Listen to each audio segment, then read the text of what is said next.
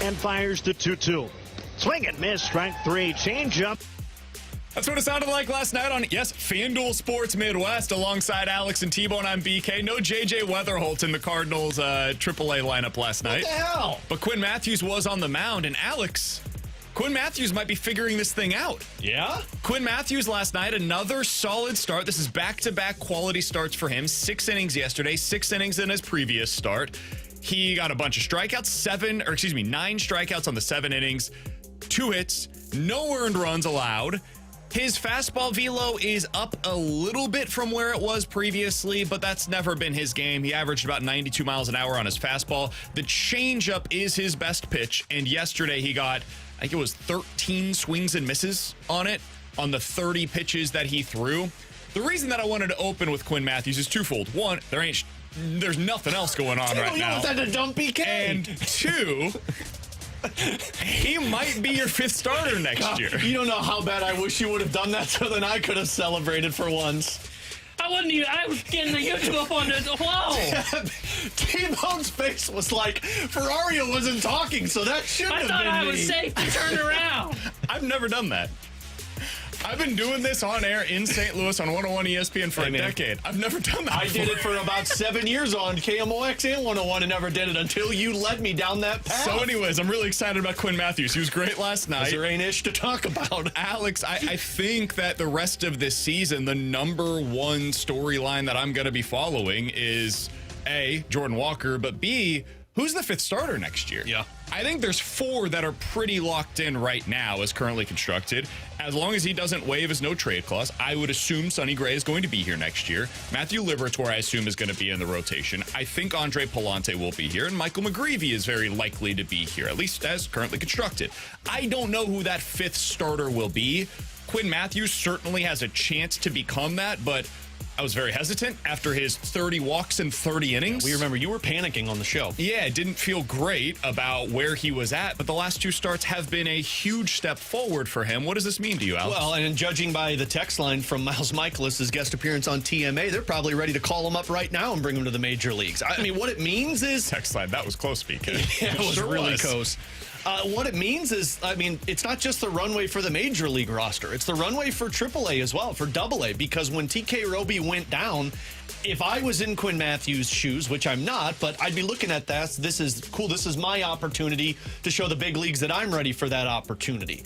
And whether it be in the end of the season, which I don't think is going to happen, or next year in spring training, you want to put your best opportunity in front of you to say, hey, spring training rolls around. I'm competing for one of these roster spots.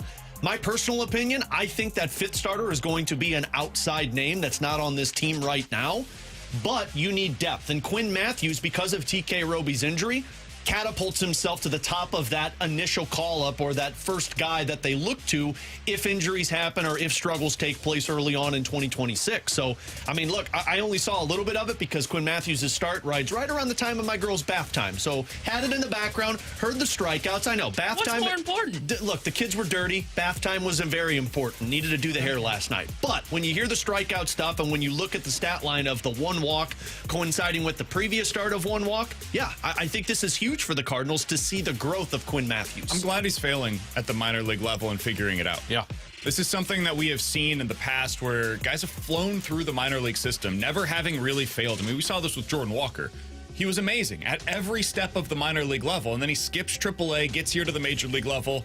He's good early on, but there's clearly some stuff underneath the surface that, hey, if this continues, it's not going to allow for sustained success. So they send him back down to AAA. I know that everybody has different thoughts on whether or not that was the right thing to do, but they send him back down to AAA. He has success the rest of the way. If they broke his swing, I think he probably would have struggled the rest of the way. Sorry, tone.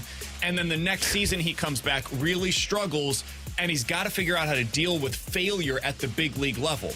It's not an easy thing to do. Quinn Matthews, meanwhile, had flown through the system last year, and it looked like he was on the fast track to the major leagues in 2025. Then he gets smacked in the face with A, failure, and B, injury. He has to be able to overcome both of those things throughout this season, and now in the final 2 months of the regular season, we get to find out where he's at. Can you adjust to the major league ball, which they only use in AAA in the majors? Can you find a way to get back in the strike zone because he was having huge command issues?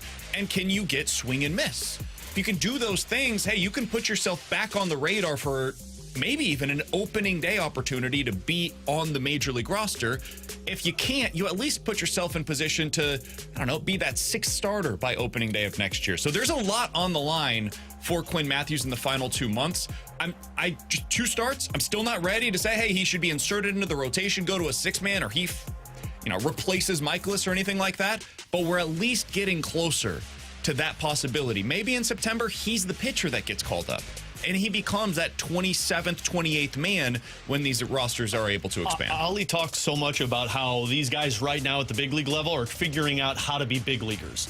You don't want a pitcher to have to figure out how to be a big leaguer without figuring out how to be a big leaguer in AA or AAA. And I think that's the important part. Like, if you're Quinn Matthews, you see how some guys have taken a spot and earned their opportunity to be on the opening day roster, whether it was Jordan Walker or this season it was Victor Scott or Matthew Liberatore, who was going to be on it, but he earned his opportunity to be a starter.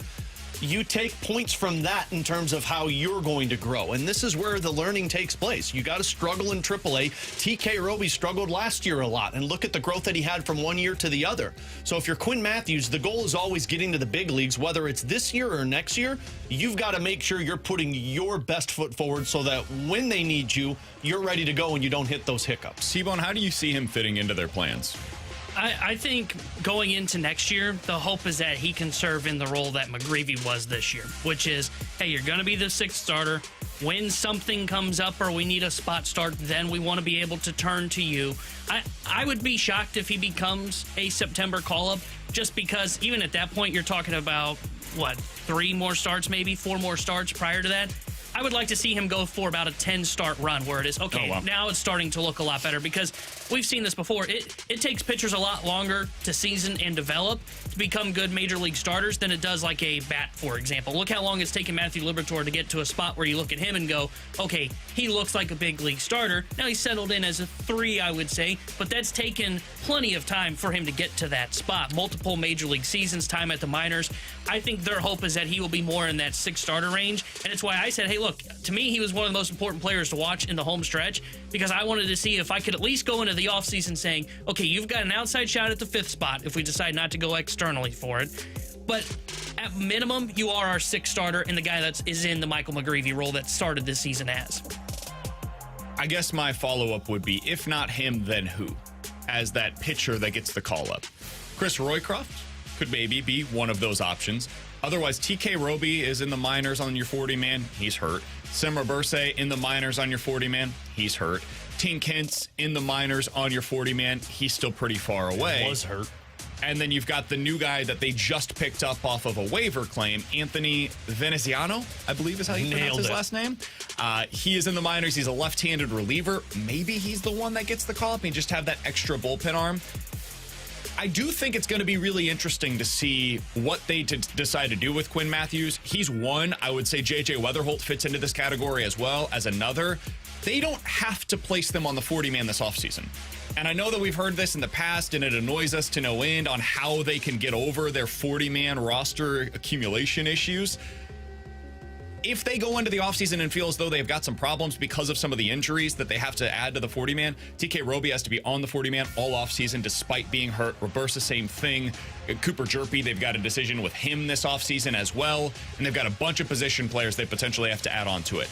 If they don't want to clog that by adding 2 players in September that they don't really technically have to put onto the 40-man roster, I suppose I would understand it. I think their decisions with both Quinn Matthews and J.J. Weatherholt will tell us a lot on how they view their potential of making the opening day roster. Because if they think they're basically locks to be here in April of next year, I mean, there's not a lot of harm in putting them onto the 40-man and then adding them to the Major League roster in September. But I think a lot of this is about how they would project towards April, and their actions in September will kind of tell. It'll be our first tell on how they view them. And see, those to me are 2 separate ones. I think Weatherholt, by what he's done in Memphis consistently and what he did in AA, I think he's the one that's feels like a lock for opening day roster. Now, the position of where he's going to play in terms of what you have on your roster is to remain to be seen, but I still think he's going to be, because of his performance, But I'm kind of on the line of thinking with T-Bone, I need to see more from Quinn Matthews before you get to that. And I don't think fair. 2 more starts between now and the end of August all of a sudden makes you, you should be a lock and put him in September. I think it's going to be an off-season performance before you get there with Quinn Matthews. And I agree on Weatherholt, as he feels like he was in the Mason Wentz situation, where it was a September call-up as that extra man. They viewed him probably as a lock going into that offseason of being the starting shortstop in 24, I guess it was. Quinn Matthews, to me, I agree with Alex. I think you keep him down there. And the other thing, too, is if you don't put him on the 40-man now, and you don't kind of, I don't want to say give away, but at least keep the idea open of, hey, he makes the opening day roster just because he's on the 40-man right off the spring training's get-go, it's a lot easier to sell a free agent that you're going out to a veteran saying, hey, we've got a spot in our rotation, rather than saying, hey, yeah, come to us, we'll give you $5 million. Okay, but I can count 6 starters on your roster right now, so do I really want to go to St. Louis, or I can go to Pittsburgh and get my opportunity? So, and I know that's not the end-all be-all either, but that way this still buys you time to build depth as well if you don't put them on the 40-man. And I think with the potential of what you have to offer in terms of trades might be the path that the Cardinals can acquire that pitcher and then look at it as now we've got a 6 and a 7, depending on what you do with Leahy down the stretch, with Quinn Matthews. Maybe somebody else emerges in the offseason going into spring training. I like that path rather than sitting there acting as if he's going to get that start in spring training. He's Alex Ferrario. That's Tanner Hendrickson. I'm Brandon Kiley. Coming up in the 12 o'clock hour, we'll be joined by Brad Thompson, Cardinals analyst for FanDuel Sports Midwest. We'll talk Blues with Mike McKenna, the former NHL goalie, as he joins us for his weekly Friday spot at 1:15. But coming up next, Oli Marmol, the Cardinals manager, is going to join us in studio. He said, hey, ask me anything. Whatever you guys have, I want to answer those questions for anybody in the audience. 314-399-9646 is the Air Comfort Service text line to get involved in the show. You can check us out on YouTube, as always, at youtube.com/101ESPN STL. We will do about 20-25 minutes with Oli Marmol, and we'll have some of your questions featured at the end of this segment coming up next. So if you have any questions for the Cardinals manager, we'll ask those of him coming up next here on BK and Ferrario.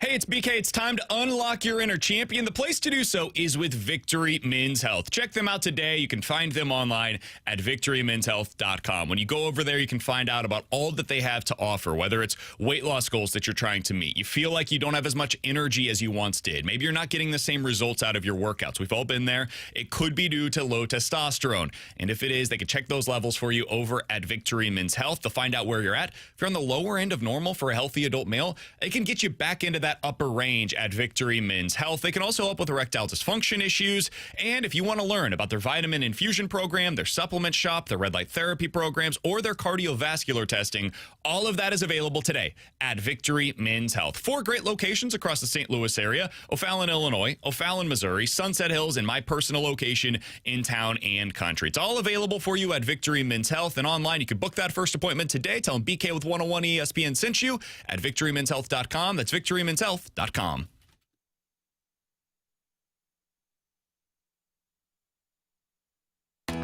Think local service and a quick closing for your mortgage. Mortgage Solutions, based in Metro St. Louis, offers a 14-day closing guarantee on home loans, along with low down payment options and special programs for first-time home buyers. Trust a team that puts you first with competitive rates and a personal touch. Get to know us at vcu.com/mortgage. NMLS number 277481, Equal Housing Lender. Subject to credit approval. Restrictions apply for 14-day closing.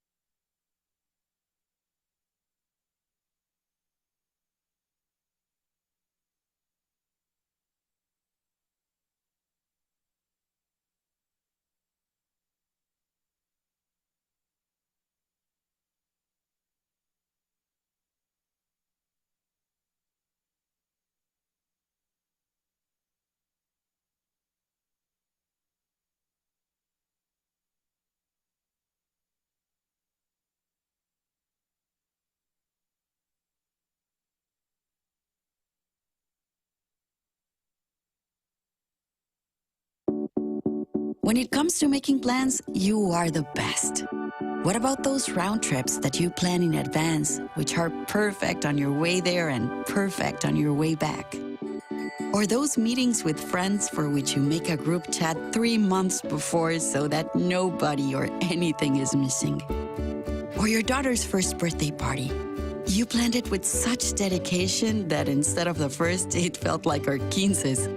The same way you plan each detail for those moments. Start planning to protect you and your loved ones from a natural disaster. Sign up for local weather and emergency alerts.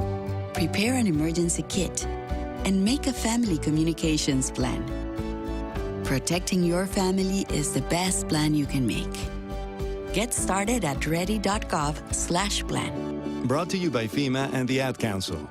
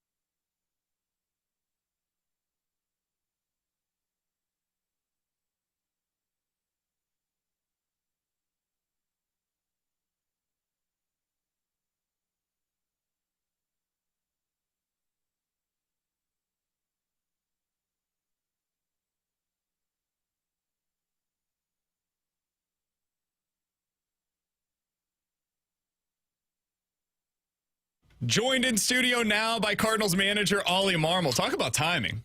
We get on the air, and Oli walks right into the studio. Couldn't have been any better. How you doing, Oli? I'm doing well. How are you guys doing? We're doing well. Take that mic. Just grab that thing. Sure. Put it right in front of you. Put it right in your mouth. That's how we do it here. That's how we do it. That's a welcome for you. Yeah, welcome That's in. a line I didn't want to open with. Now it's going to be awkward the rest of the way. All right. goodness. So Oli told us, hey, any questions you guys might have, throw them my way. Happy to answer any of them. Full disclosure, the text line is open in front of the Cardinals manager right now. He sees everything you guys are saying. So if you want to ask a question, we've got those going right now. 314-399-9646 is the Air Comfort Service text line. These are their actual phone numbers right here? Those are the actual phone numbers. Right, Here's a notepad, too, if you need it, Ollie. Yeah, no, thank you. Ollie's like, okay, cool. So we got that. Great. Good. All right, so let's start with this. The news today, just released about an hour ago. TMA mentioned this. Yader Molina is going to be in uniform over the next couple of days. It was reported by our Cardinals insider, Katie Wu, that you had a discussion with Yachty that, hey, want to see what this looks like? Come on down, hang out with the guys, and let's put you in uniform. No doubt. Describe to us what that was like. How did this come about? Anytime you can have Yachty in uniform around the players, you take it, even if it's for 2 days. But no, he sent me a text a couple months ago that he was going to be here for a couple days in August. He was really looking forward to being here. A couple weeks ago, just reminded me, hey, coming in a couple weeks, looking forward to seeing you. And then he shot Mo and I a text and said, hey, what do you guys think about me being in uniform? And I responded pretty quickly, absolutely, let's do it.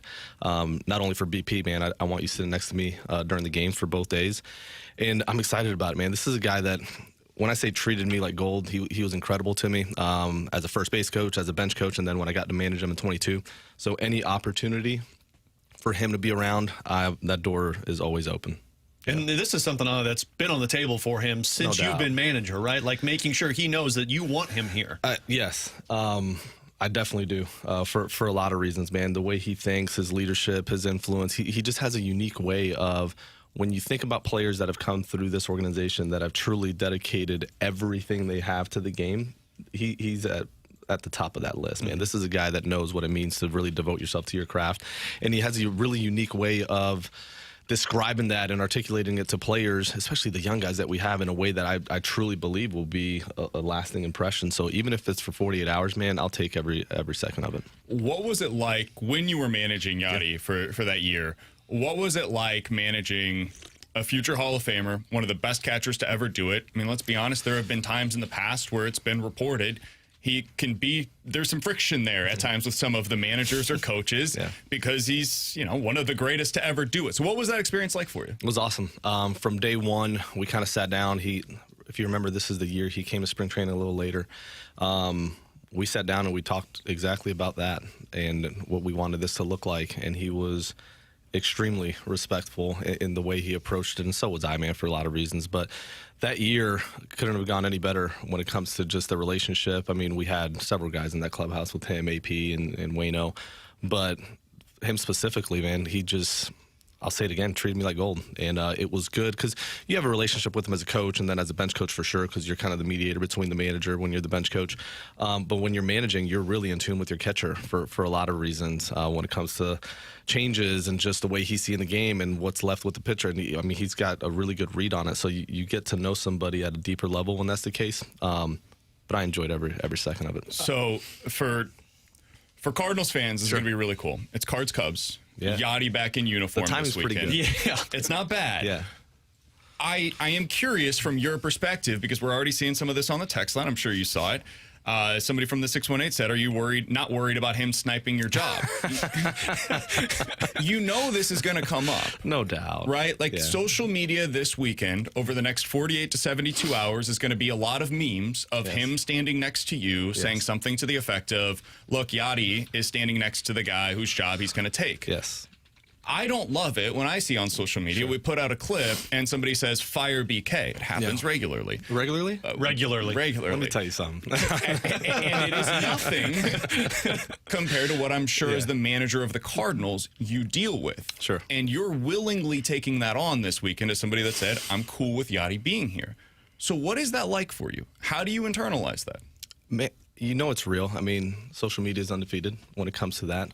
But man, as a leader, I don't think you could approach or filter decisions based on your ego or self-esteem or lack thereof, if that's the case, right? Like, when I think about the situation, is it going to come with a ton of noise? The answer is yes. Am I fully aware of it? Yes. But it's pretty selfish if that's the filter for saying yes or no to that decision. You have to be comfortable enough with your abilities and what you're doing to surround yourself with people that are elite at what they do, man. If you think about my first year, Skip was my bench coach. I mean, he can easily take my job and do an incredible job at it. This guy is one of the best baseball minds I've ever been around, and just leaders in general. Just the way he handles situations, it's incredible. Scalzo could do this job. Yachty could do it. AP could do it. That's irrelevant. At the end of the day, is it the right thing? And for our players, it's the right thing. For our fan base, it's the right thing. For our org, it's the right thing. I mean, this is an incredible, it's Cardinal legend, man. If he is in St. Louis for 2 days and he's not in uniform in the dugout, I think that's a mistake. So yes, it's going to come with noise. I've been dealing with that since day one. I won't say it doesn't affect me. It affects me a lot less today than it did in 22. But the reality is, man, I'm comfortable with where I'm at and how I do my job and the staff and the players. And at the end of the day, if I'm not supposed to have this job, I won't. And if I'm supposed to, I will. And that's the way I approach it every day. So I'm going to do the right thing, and my dude's going to be in uniform for 2 days. One more on Yachty, Oli. What do you hope, and I know it's only a small sample size, but what do you hope your players take away from the time spent with Yachty? His dedication, what it really means to prepare to be a champion. There's a difference between being good at what you do and being a winner. And there's times you make a decision that is more for the team than just yourself, but when you do that over time, all of it takes care of itself, right? And Yachty's a really good example of that, where, man, you're fully dedicated to how do I make us team better today and not just myself. And with a group that's young, that's building towards wanting to win for the next 3, 4, 5, 6, however many years, man, instilling that in them and it coming from someone like Yachty who lived it, I think could be extremely meaningful. So my hope is that with the small conversations that we'll have, whether that's in the clubhouse, in the dugout, wherever they take place, that people gravitate towards that messaging, because that's needed. And I think he'll do a really good job of that. Yeah. Cardinals manager Oli Marmol joining us in studio for about 20 minutes here on BK and Ferrario. If you guys have any questions, get them in on the text line, 314-399-9646, or on the YouTube chat, youtube.com/101ESPN STL. That's another place where you can go. All right, Oli, I do want to ask you about the Let me just say team. something. This chat right here is way nicer than my social media account. Yeah, I'll tell you that. Keep going. Sorry. That's because they know you can see their numbers. We probably should have said that they weren't pulled up so that we could have showed you what it's truly like. That's not, or maybe they're Cardinals just fan, vile towards us, 1982. BK. The comments are much nicer than the names that you're seeing pop up. That is true. That's from TMA. You saw some of the TMA chat at spring training. Yeah. Yes, I did. Yeah, you saw how that can go. All right, so I do want to ask you a little bit. I was looking at some of the numbers for your offense earlier today. Yes. Opening day through June 24th, you were 6th in runs per game. You were top 5 to 10 in almost every major statistical category. You had 3 shutouts for your offense in the first 80 games of the season, which was the 3rd fewest in all of Major League Baseball. Since then, you guys have played 35 games. You're bottom 5 offensively in most statistical categories. And you have more shutouts, 9, than any other team in baseball. The next most is 4. What, from your perspective, what changed in the last 35 games compared to what we saw in the first 80? Learning how to be big leaguers. And I know I've said that. I don't love repeating myself, but that's truly what it is. When you look at our hitters, we have some young guys who the league is starting to figure out or have figured out. And now it's up to them and us to get them on the other side of that. But when we can start naming them. You look at what happened to Jordan Walker and the way they started pitching him, and it's just slider down and away, fastball up, and he didn't have an answer for either one of them. He's starting to lay off some of those now, and you're starting to see a little bit more production from him. Well, that goes hand in hand, right? Victor Scott, no different. Like, you can get hot early, and that's why guys that have played in the big leagues for 10 years will tell you, man, getting to the big leagues isn't the hard part. Staying in the big leagues is the hard part, because once they figure you out, man, it's really tough to change what got you here, but you have to continuously flip the script and make adjustments. We're seeing that even with Newbar, who's been up here, but there's certain things that need to take place in order for these guys to narrow the amount of time that they're struggling. And that's the difference between a veteran team and a young team. Veterans, man, they can shorten that gap pretty quickly. These guys are taking a little bit longer. Do I think they'll get, take Mason Wynn, who's having the last several weeks after the All-Star break, he's done a really nice job. Yeah. I think where he's at compared to his ceiling isn't close. Like, we have a really, really good player on our hands, and he's only going to get better as far as how he approaches certain at-bats and when he picks his spots to go pull side, when he uses the other way, his 2-strike, like all of it.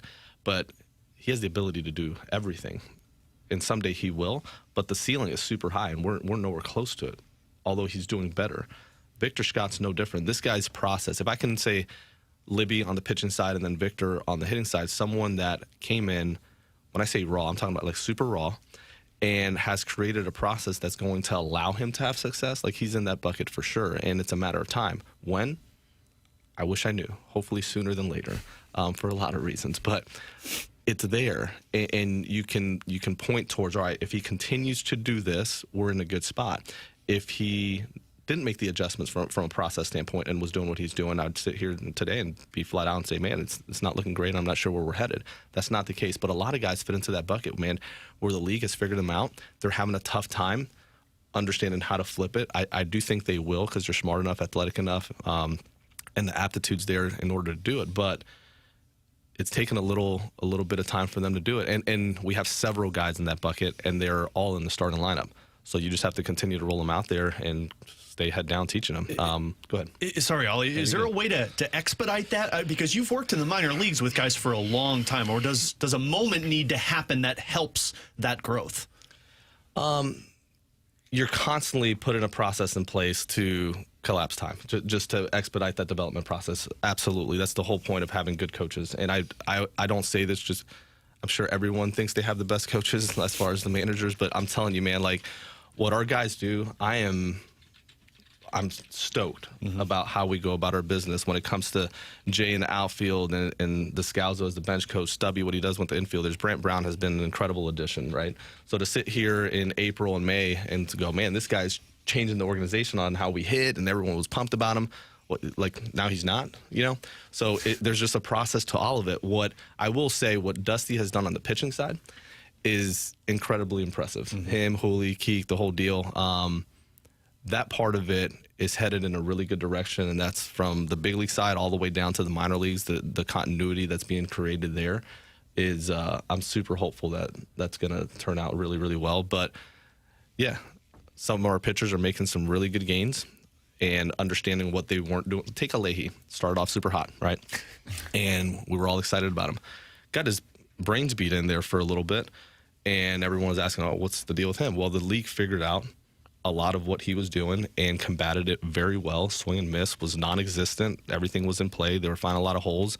And he's sitting there going, what do I have to do next? Well, this is a guy from a process standpoint that's super eager and hungry to understand what's next for his career.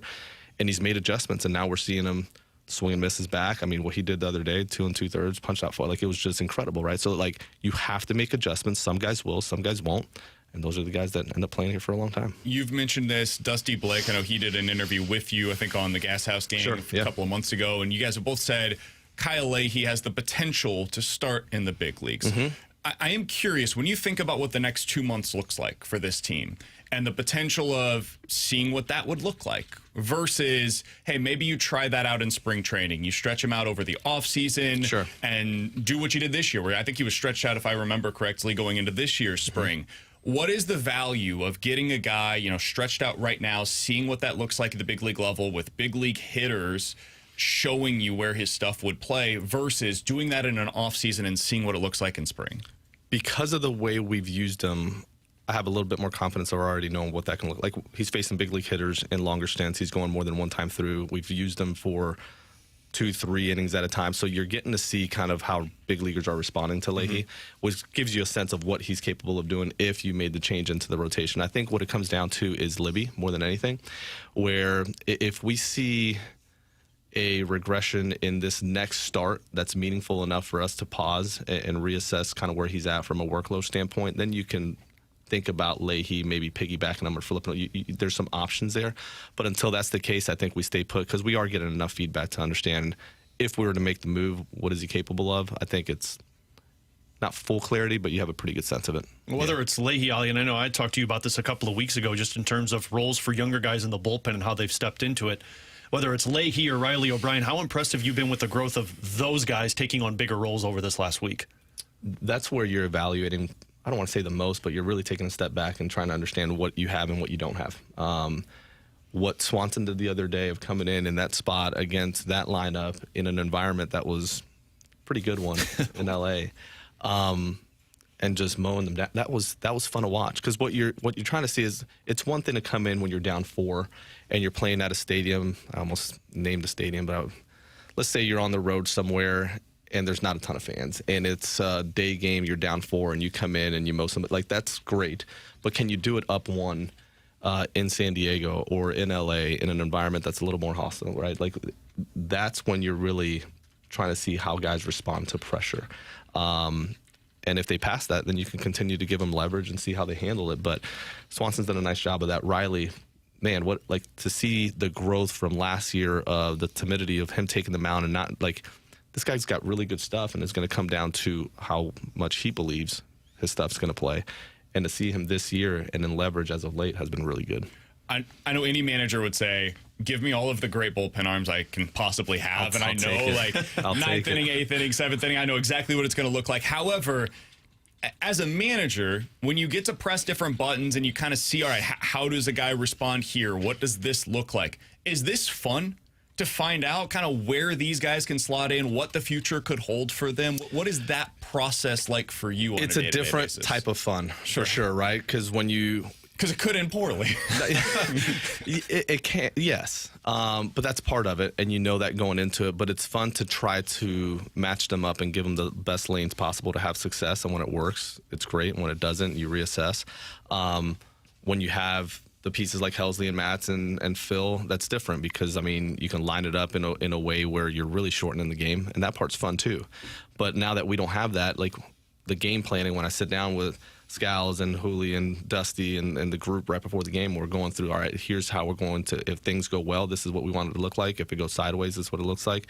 And if we're in between, here's our options, so that you don't get caught off guard when the game starts. But it's a different way of, there's more strategy to it as far as you don't have a lefty you can bring in the sixth at Muncie, right? So you're having to think through how you want to approach that and who's your best righty against lefties and who's like, it's different, but that part is fun. And then you're giving an opportunity to someone to show what they're capable of. And that's the big part about the next couple months. So what you're saying, like in the sixth inning, if the camera pans to you, you look like Zach Galifianakis in The Hangover when he's counting cards. Like there's these trigonometry problems coming at Ollie, and it's like, oh, he's trying to figure out what to do here. No, we just flip a coin and go with it. Yeah, that makes more sense. Yeah, they're going to get that one. They're going to see you now. You're going to see them want me, and it's going to be you, Yachty. You're flipping a coin. We put that out there. Damn. We've talked a lot about the pitching side of things, and I mentioned the offense overall. I do want to kind of look a little bit more under the hood with some of the individuals. Jordan Walker, since his return from the IL, he's batting 290, 730 OPS. You look under the hood a little bit. This is the publicly available stuff. I don't know what your guys' stuff looks like internally. The expected numbers are well below what the actual numbers are for him. Yeah. And part of that is probably because he's got like a 400 BABIP. What are you guys seeing from a process standpoint for him? Because those are the results. What is the process looking like right now for Walker compared to what it was earlier in the season? No, that's spot on. Under the hood, as far as the BABIP being what it is, like you're spot on when it comes to that. More his commitment, or I would even say conviction to the process, is different. I think there was a little bit more of the back and forth of, is this really what I want to do? Am I committed to it? When you look at his work now, he's having some success, and the bat path through the zone is different. It's given him more room for error. He feels comfortable with it. He had some early success with those line drives, doubles and homers to center field. And because of it, he's bought into continuing to do this. But his relationship with Brownie has been really good. There's a commitment there, and that's what gives me hope that we're headed in the right direction, because he's not kind of in between on what he wants to do. So at the end of the day, he has to be fully committed to it and give it time to actually transfer into the game. I feel like we're headed there. So yeah, some of the stuff under the hood, is it much different? It's different, but I do feel like we're headed in the right direction with the actual swim path. I'll follow up on that real quick. You guys have a log jam in the outfield, and that makes the playing time a little difficult. Stop me if you've heard this one before at some point in the last few years. When you look at Walker and some of these changes that he's trying to implement into the game, is it made more difficult when it's 2 games in, 1 game out? How much does that influence things for him as well, if at all? It's not the easiest, if I'm being completely honest, because you would want to be in there every day regardless of result. And this is more of a plan. He's not in there one day and not the other based on getting 2 hits or hitting a homer or a double or anything like that. It's more scripted as far as like how we want to give everybody at bats. So ideally, yes, he's in there every day. Just the league won't allow me to play 4 outfielders, so there we are. If only, right? Yeah. Does it make we had this conversation last week in terms of, do you play the guy every day versus give him 5 days out of the week or 5 games out of the week? Does it make a difference if there's 1 game off versus playing every single day during the week for a guy? There is, but we don't have that luxury right now. Yeah. Because we have to find out about Vic. We got to find out about Newt. We got to find out about a lot of these guys. I think Burleson has played himself into, he's our 3-hole. Like when you give opportunity, the player does write the lineup to a certain degree, right? You give an opportunity and they make it really hard for you to ever take them out. And Burleson has done that. The way he has handled this season, his defense has improved. His offense has been very good. He's starting to control the strike zone better and doing the things that we're asking of him, and therefore he deserves to play every day. The other guys have to rotate through, and when given an opportunity, they have to run with it. There's not a league above this. It's the big leagues. You have to show what you're capable of doing when given the opportunity. So is it ideal? Absolutely not, but it's where we're at. So is Burleson the compass then for all these other guys in terms of seeing the opportunity in front of you, taking it, and not coming out of the lineup? Yeah, I think he's done a really nice job of that. I really do. You look at the hard conversations that we had with him in the offseason as far as, hey, listen, man, you're not in great shape. Your defense isn't very good. And in order for you to have everyday at-bats, we can't just DH you. You're going to have to play the field. And he took that to heart. He came back. And is he going to get to the same balls that some of our outfielders get to? No, but what he's getting to, he's catching. And he's doing a nice job at first. and it is cleaner. So you have to reward that. Yeah. I know we want to get to a bunch of questions from the text line, so we'll do those here in just a minute. I had one other question that I wanted to ask of you as well. We've talked about this runway season. That word is taken on a life of its own. I believe it. For all of the outfielders, for the most part, decent amount of the infielders. We haven't talked a ton about the catcher position this year in terms of like it being a runway opportunity for guys. With Pages, you guys have kind of, it seems like at least from the lineup, taken a little bit of a step back on an everyday role for him lately. Sure. What have you learned about Pedro Pages this season with him being the primary catcher for most of it? His ability to game plan it's really good. And it's hard to put a number to that because the trust that he's gained from our pitching staff, from our bullpen, from our actual coaching staff, it's just the preparation is pretty elite, man. It doesn't mean he's not going to make mistakes, but when you look at Yadi did a really nice job of understanding his guys at an extremely high level, but also knowing the opposition as well as they knew themselves. And that's an advantage. And when you're looking at the guy that impacts every single pitch of the game, you better have someone that is really well prepared. Pages does an elite job of understanding our guys, understanding what they have, what they don't have on any given day, veering from the game plan when necessary, and understanding the opposition. So you have to, like I said earlier, you have to reward that as well because there's a lot of work being put in. Doesn't mean you don't give opportunity to other guys, but it is a standard of if you want to catch every day, this is what the standard is, and you'll get more time when it starts to match that. And I think that's what we've done. Yeah. All right, 314-399-9646 is the Air Comfort Service text line to get involved in the show. If you guys have any questions for the Cardinals manager, Oli Marmol, go ahead and get them in right now. Alex, let's go back and forth on these. If you see anything, feel free. God. I'll go ahead and ask some of these as well. I could kick it off because I love this one, BK. It says, Oli, what do you think about the stat Woe Bacon? So, BK, you're going to have to explain what that stat is. Quality of contact. Go ahead. Yeah. Go ahead. It's the quality of contact. Woe Bacon is the expected stats based upon the quality of that contact, and Woe Bacon is the actual number. That's BK's favorite stat, Ollie. Is it really? Yeah. I mean, it's a good one. What is your favorite? Woba is probably the one that I use the most. Yes, I'm with you there. WRC plus. I think there's a lot of different metrics you can use. Hey, man, if you want to go nerdy. I was going to say, I know. He's right there with Ollie's like, I'm fine with it. He was ready to talk. We can do it. I think it could also, you have to filter through what's meaningful and what's not. And at the end of the day, also use your eyes. And there's a good combination of all of it, but yeah, we don't have to nerd out today. It's 314-399-9646 is the Air Comfort Service text line to get involved and ask any of your questions. This one comes from Curb Stomp, Ollie. Cardinals players are used to a full stadium. How has the attendance affected players, if at all, this season? I'd be lying if I said it doesn't influence or impact the players. That would be a lie. I think when you go and you play in different stadiums that are full, I mean, you go to Philly, that place, I mean, they'll let you know they hate you, right? Like there's just a hostility to it that's so much fun. You go play in Chicago, same thing. You feel the hatred.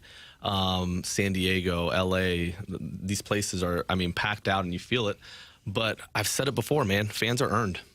They're earned. They're not given. You have to play a certain way. There's a certain style of baseball that this organization is known for and this fan base is used to, and you earn them back by how you go about your business. So that's our goal, is to play in a certain way where people want to watch.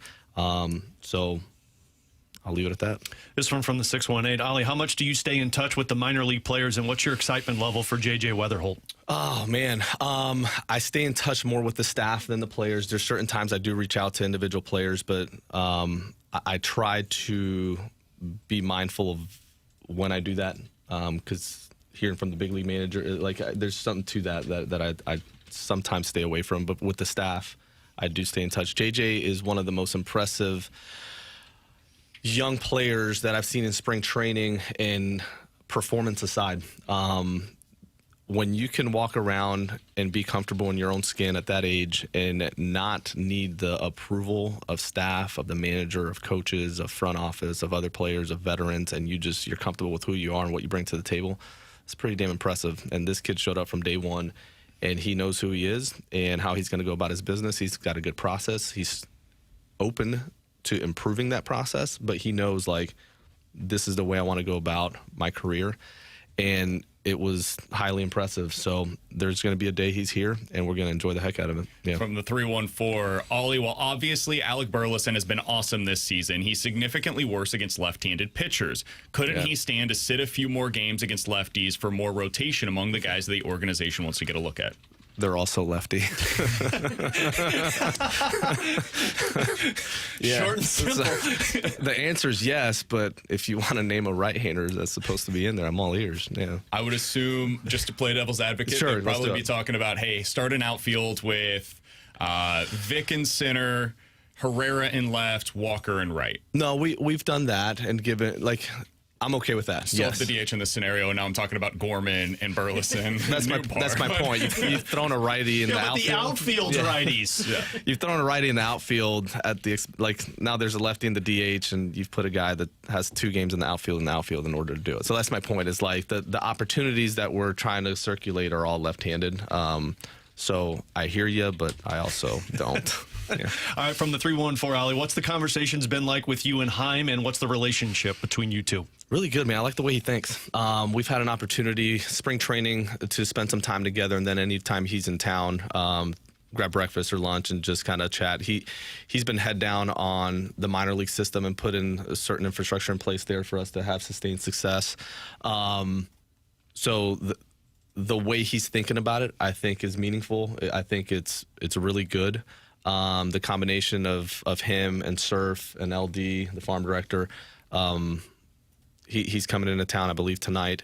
But those relationships, conversations have been very inclusive, and not just with me. I'm saying with our entire staff. Yeah. Because Dusty's jumping on Zooms with our minor league system and with Heim and Surf and that group weekly. I mean, you have stuff with Brownie on the hit. So it's been the continuity all the way through the org has been good, but the way he's thinking about this, I think, is the right way. So I've got nothing but positive things to say. Up to this point, it's been really good. All right, let's get through a couple of more of these. We'll do them kind of rapid fire edition because Ollie's, got a game to go to. He's only got so much time for us. All right, from the 314, Ollie, what's your favorite or second favorite ballpark in baseball? Assuming that Busch Stadium is probably your second favorite to play in. Yeah. Gosh, that's a tough one because there's a couple in the same bucket. I like going to Chicago. I like playing there mainly because of you feel how much they don't want you being in town. San Diego has a good vibe to it right now. I love going to Boston. It's one of my favorite cities, but those are 3 tops. Ollie, would you agree that Nolan Gorman has the best power potential in the organization right now? Yeah, especially at all fields, and his ability to utilize it properly is going to be important. Yeah. What's the pregame routine for the Cardinals manager on a game day? Show up. I usually stop at the same coffee shop every single day, Omen, every day. Do my work there. I like doing my work there instead of the stadium, so I do a little bit of work there, and then I head to the stadium, get a quick workout in, and then my day gets pretty crazy when it comes to staff meetings. Players start to show up. What time does that start? Where you get to 11:30 or so? Yeah. So I'm late. No, I'm just kidding. You're good. Once again. No, you're good. I usually head to the coffee shop, and then I'm depending on how much work I want to do at the coffee shop compared to the stadium, noonish, Yeah. Ollie, what's the plan with Nolan Arenado? Man, we're not sure yet, and that's a fair question, but it's going to come down to today's Friday, correct? So he flies into Jupiter today, and we'll have a much better understanding as to the timeline that we're looking at. I probably have a better answer to this within the next 48 hours. Yeah. Ollie, when you think about your favorite off-season vacation spot, what does that look like? I have 2 little girls, they're 7 and 5, so it involves a lot of Disney. Yes. Smart. Yes. Yeah, my wife's a Disney adult, so we do the Disney adult. Well. Okay. Yeah. Okay. Were you familiar with that before this? Yeah, grew up in Orlando. Oh, so yes. Familiar with the he Disney was a adult, Disney. Yes. my wife also enjoys it, so we're there often. At what point in the age when you grow up in Orlando do you despise Disney? Or do you ever get there? No, you just end up going less. Yeah. And then people come to visit, they always want to go, but it's part of it. But now that we don't live there and we have 2 little girls, we're there often. Yeah. All right, last thing here. This comes from the 314. Ollie, you get a lot of criticism. Have you thought over the years that any of them have been fair and you have been able to change something because you heard that criticism? Oh, gosh, that's actually a really good question. Yes, I think some of it has been fair. And I have been able to reassess certain ways of doing things in order to try to not catch as much of it. But I think that's a really, really good question. Here's why. I think people that end up getting to know me away from the field start to understand how I think about things. When you put a camera in someone's face post-game and you have 3 to 5 questions asked, sometimes you can be a little prickish, and then people just assume that is who you are, which is far from it. But I feel like the way I handle certain things, and I'll say it, like you take the TO thing, I think that negatively impacted a lot of things, right? So if you were to handle that differently publicly, I think there's a different perception of you and your personality, and just so there's certain things that I would have to honestly answer, like, yeah, absolutely. I think some of the criticism is fair. When you have this position, some of it's going to be fair, some of it's going to be unfair. You get paid for all of it, so you just wear it. He's Cardinals manager Oli Marmol. He'll be in attendance this weekend, as will Yader Molina, and they'll be standing right next to one another. So be sure to get those memes ready on social media. Oli, appreciate the time. Thanks so much for hopping on with us today. I appreciate y'all, man. No doubt. We'll talk about that a little bit more coming up next. If you guys have any questions, ask us anything here on 101 ESPN.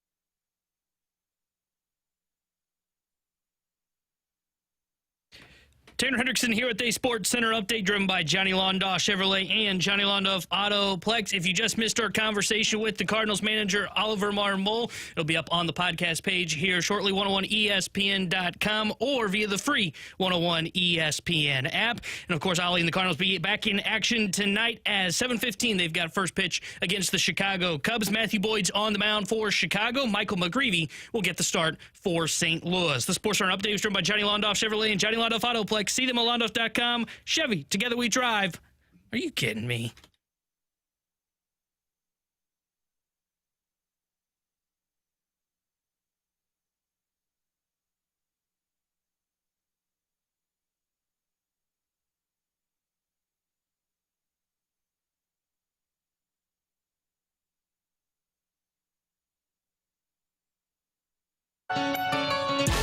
Message from my son's daycare. Luca fell off the side of the climber.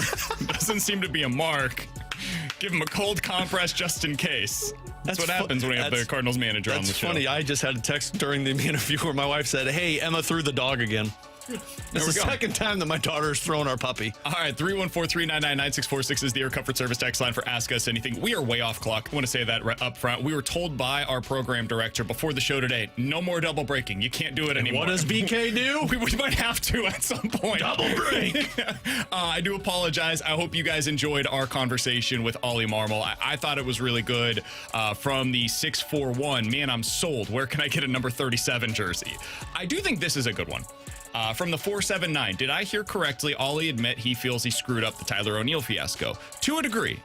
Oli said he feels like he should have handled it different publicly. Yeah. I think that's the difference is I think when you're in a position like that, you're learning on the job. Hell, when you're in a position like we're in, you're learning on the job. I can't imagine what it's like when you have millions of people that are paying attention to your every step, misstep, correct, or otherwise. So, yeah, he did say, like, hey, I've had some things that I've learned from. Yeah. As you should. Well, and the way he explained it was the way that I felt. I mean, I was very vocal about how I thought he handled it poorly, but having conversations with him about it, I understand where he was coming from. You know, do you think you could go back and handle that differently? Absolutely. But I understand the process from Oli's perspective, which just gives you a different light into who he is. We got this from Bricklebottom. Hey, guys, honestly, great interview. Oli gets a lot of hate, but he's really grown on me. He stays positive while we all know he has limited cards in his deck. Does anyone else have this perception? Thanks. Based upon our text line, I would say that is the number one thing that we are seeing right now, is basically something to the degree of, guys, I haven't been the biggest Oli fan, but when I hear him in these long form interviews, I really like it, and he starts to grow on me a little bit. I think these are really good for Oli to do. Yeah. Because he's right. When he's in those post-game interviews, that's what most Cardinals fans know him from. He's up there for, 3 to 7 minutes most of the time. He's answering probably 10 questions or so, and it's either after a win or after his team got their teeth kicked in. And that's not really showing you who he is as a manager, who he is as a person. And I think when you see that side of things for anybody, whether it's him, Alex, me, T-Bone, your grandmother, whoever, when you know them more as individuals, I think it gives you a little more leeway to understand how they think, how they operate as whatever it is that they do for a living. I think when you understand the person specifically in sports, it makes some of the decisions or some of the comments a little bit more understandable. Like we try and paint this light as much as possible because we're around these guys so much that there's a human element to sports. And I think that's how you typically fans see the person and they say, you're the manager and that's who you are. Oli said, like, I come off as prickish by some of my answers. But when you understand who the person is, it gives you a little bit more sympathy and mindfulness of where they're coming from and where their brain's at. From the 314, BK, were you able to sympathize a little bit with Oli as he lamented being perceived as a prick or dealing with the online hate? Seems like you two just became best friends. Absolutely. Yes. Yeah, but difference is Oli's not like that. Away from the camera, BK is absolutely what you think he is away from the microphone. Touche. 314-399-9646 is the Air Comfort Service text line to get involved in the show. From the Never Ending Wipe, guys, when is T-Bone's Tinder Time starting as a segment? T-Bone? We probably got like 2 weeks. And then we'll start it up. 2 weeks? It's football season, man. There's so much going on now. I don't think we're going to have time for it, I've already signed you up. I've got the account out there, and now I'm just waiting for people to respond. From the 314. You let me know if you get some swipe I don't know right. how to swipes, though, which one's which. I think I've been swiping left Never a lot on figured these that people. Gut feeling. Is Oli back next year? Not your desire, but what do you think they will do? I think yes. Yeah, I think he's back. I will be curious. Is Oli back on the 1-year deal, or is he back on a contract extension? I don't know on that, but I think that he seems to see eye to eye with the new front office. That's just what I've heard. Will that for sure be the case? I have no idea. We'll hear from Heim in November. Yeah. Or he's in town, Oli said, for this homestand. So maybe we'll hear from him now. From the 314, love having Oli on the air. I know you guys are the home of the Blues, but I wish the Cardinals would be on like this more often. It only helps. I agree. Tell them that. Yeah, tweet at Cardinals on social media. Let them know that, hey, you need more of your guys on 101 ESPN with BK and Ferrario. Yeah, with us, with the Fast Lane, with the morning show, I I'll be think this selfish. stuff is really good for the Cardinals. I think interviews like he had earlier today for Miles Mikolas are good for him.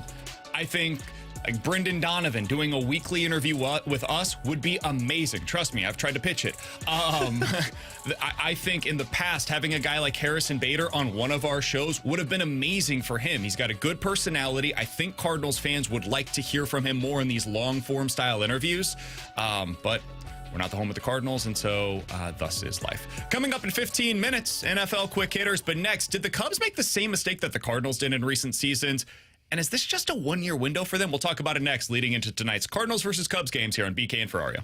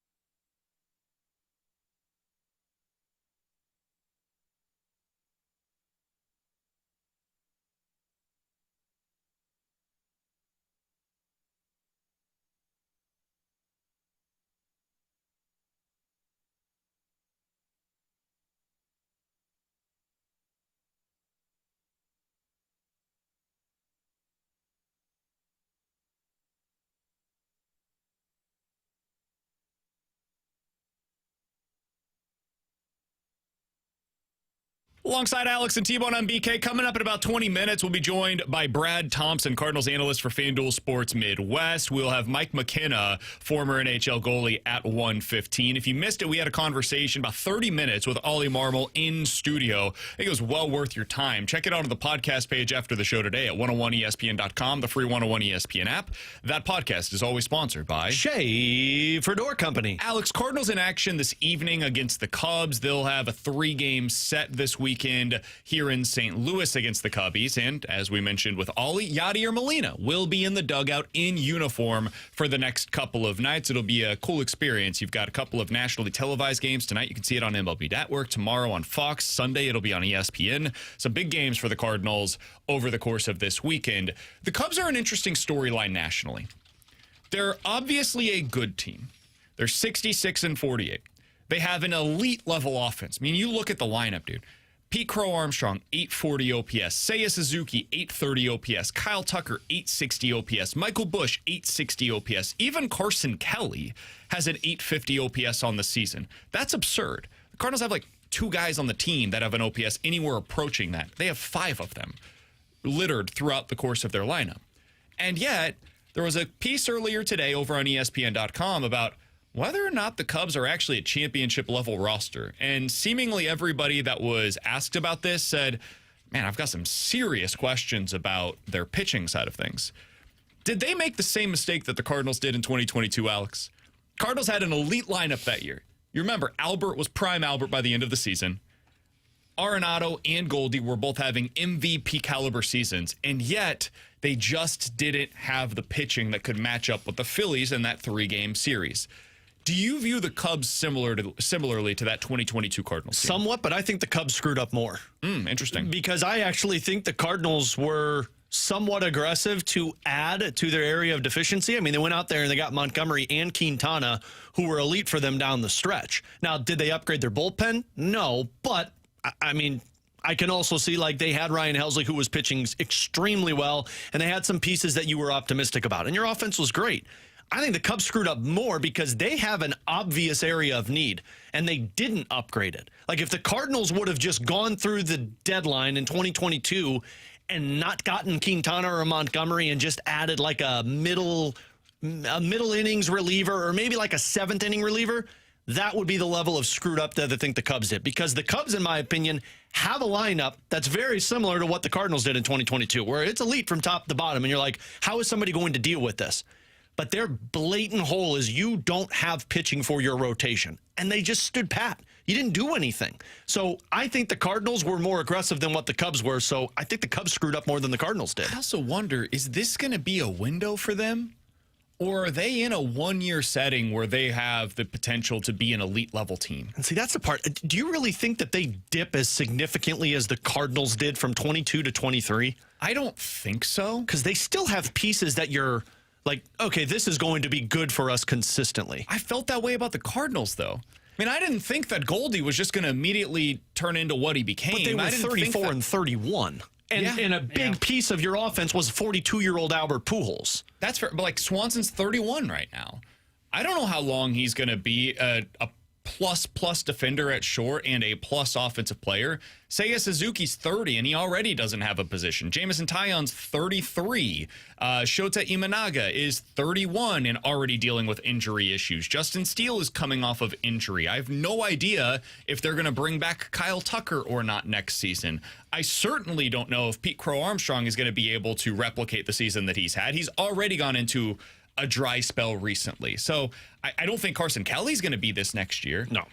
So I think right now they're built around an elite level offense, and I don't know if that offense will remain elite beyond the 2025 season. And I also don't know what their interest level is in continuing to spend like this. Yeah. Because their ownership group has said some of the same things that the Cardinals ownership group has about, hey, we want to be a sustainable winner. They did not get overly aggressive at this year's deadline. They decided to keep many of their prospects internally. So I think the Cubs will be good. I didn't expect the Cardinals to get as bad as quickly as they did, though. So can they maintain this level? I don't know. I would bet against it. I would say next year they're more likely to be an 85-win team than a 90 to 95 win team. Yeah, like I think next year they're going to be a team that could still compete for the playoffs. I just don't think you're going to view them as a World Series contender if they don't bring back Kyle Tucker. And that's the difference for me. I mean, the Cardinals went from being a team that's like, hey, they could actually win to this team might be one of the worst in the National League this season. And that's the drop off that, I don't know what Crow Armstrong is. If he dips like Tyler O'Neill dipped, then, yeah, you're talking about the Cubs falling into 2023 Cardinals territory. But I don't know if he does that. I don't know if Bush does that. And those are at least two pieces that you can build around. And then on the pitching side of things, at least they're set up to have more success next year because Steele comes back. You've already got Imanaga. They just seem to be in a better position than the Cardinals did going into 23. But that can flip immediately if they don't want to spend money. Final question on this leading into the series against the Cubs. Are you guys excited for this series? I'm truly asking. Like, is there anticipation for this? Is it weird that I got more excited when I found out Yadi was going to be behind the bench? No, I think that's pretty common. I think most Cardinals fans feel that way. Yeah, I mean, I always want to watch Cardinals Cubs, but it definitely isn't to the same level a couple of months ago where I was glued into every pitch. This one kind of feels like a background noise Cardinals Cubs series more than it did before. Yeah, I would say for me, not as much, just because the Cardinals have kind of fallen out of it. And I don't think there's that pure hatred as what it used to be. I mean, don't get me wrong, Cardinals fans still hate the Chicago Cubs, but it's not like Dodgers, Padres, right, where it's must-watch television. So to me, like, Cubs in town, it's a little exciting, but right now I think it's more of the background noise for me as well. McGreevy, Palante, Sonny on the mound, so at least there's a storyline of two of those three, it's young pitchers on the mound going up against the Cubs. The other is, the guy that I would say right now is most likely to be back in 2026. So you have pitchers on the mound that are expected to be here. Your bullpen is basically all guys for the most part that you anticipate being here. You're working in many of the young players. So I am curious how, much like in San Diego and in LA, how do the young players respond when I would think it'll be a pretty good crowd out there this weekend, Alex? Yachty in the dugout, which should, I would imagine, bring some walk-up tickets. It's still the Cubs-Cardinals. Yeah. I think they did a flash sale for this recently, which probably brought some people in. It's going to be hot this weekend, though, so that's the part that I don't know about. Games. Like, even Sunday is a Sunday night game instead of it being on during the day. So I would think it'll be a good crowd. Kids go back to school next week, so it's your last opportunity, if they didn't already go back, but it's your last opportunity to kind of have summer before you go back to school. I think you see more than typical at this homestand, but I also wonder if you're going to see more Cubs fans than Cardinals fans. That could definitely be the case. T-Bone didn't like that one. Oh, that one hurt. Oh. Is that some sour milk going down your throat? Yeah, that's a legit question, though. Yeah. That's a part. Recently, they've really shown out well at Cubs. It kind of feels like what it was when the Blackhawks were in their dynasty, where every Blues game was like, oh, geez, it's going to be all Blackhawks jerseys. I remember growing up in Kansas City, whenever the Cardinals would play the Royals in KC, it would be a Cardinals home game in Kansas City. It would just be pure red in the stands. St. Louis, we can't let this happen. We cannot let the Cubs. You need to steamroll that, man. You show up. We can show up for these 3 games, then we can go back to our normal. T-Bone's leading the rally. Everybody get to Busch Stadium this weekend. Coming up in 15 minutes, we'll talk about the Cardinals with Cardinals analyst Brad Thompson here on BK and Ferrario. But next, NFL quick hitters, including a big storyline last night from the Colts. I told you guys we might have to lead with Anthony Richardson. Well, he was a storyline last night. We'll talk about it next year on 101 ESPN.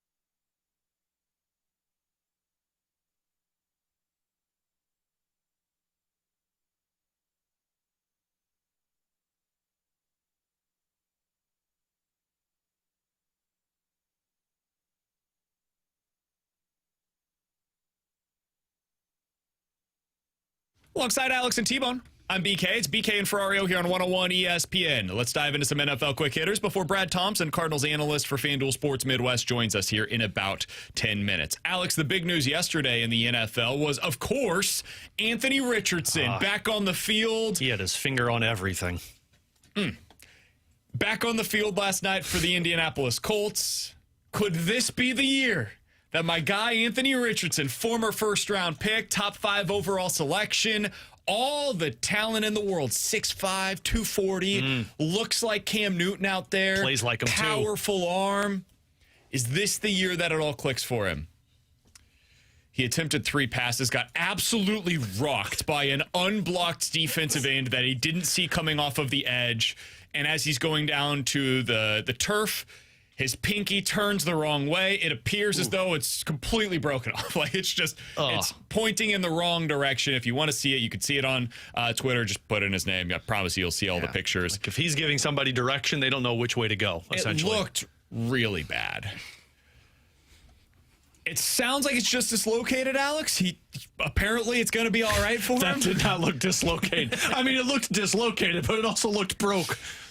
Good. Could this still happen for Anthony Richardson, Alex? No, it couldn't. Okay. I think that's the Colts trying to make it. They're downplaying it, so it's like, no, he's going to be fine. That pinky did not look fine. Not a good feeling if you're the Colts to watch one of the first plays for your quarterback potentially to help you make the playoffs get lit up by an unblocked defender. So, no, I don't think so. I think it's Danny Dimes' time out in Indy, and that essentially means good luck and have your pick from the litter in terms of the quarterbacks in this upcoming draft. So that is your latest update on Anthony Richardson, who will still be selecting in the fantasy drafts this year. That man saw ghosts. The other big storyline from preseason action yesterday was the Bengals versus the Philadelphia Eagles game, Alex. I know you were locked in on this.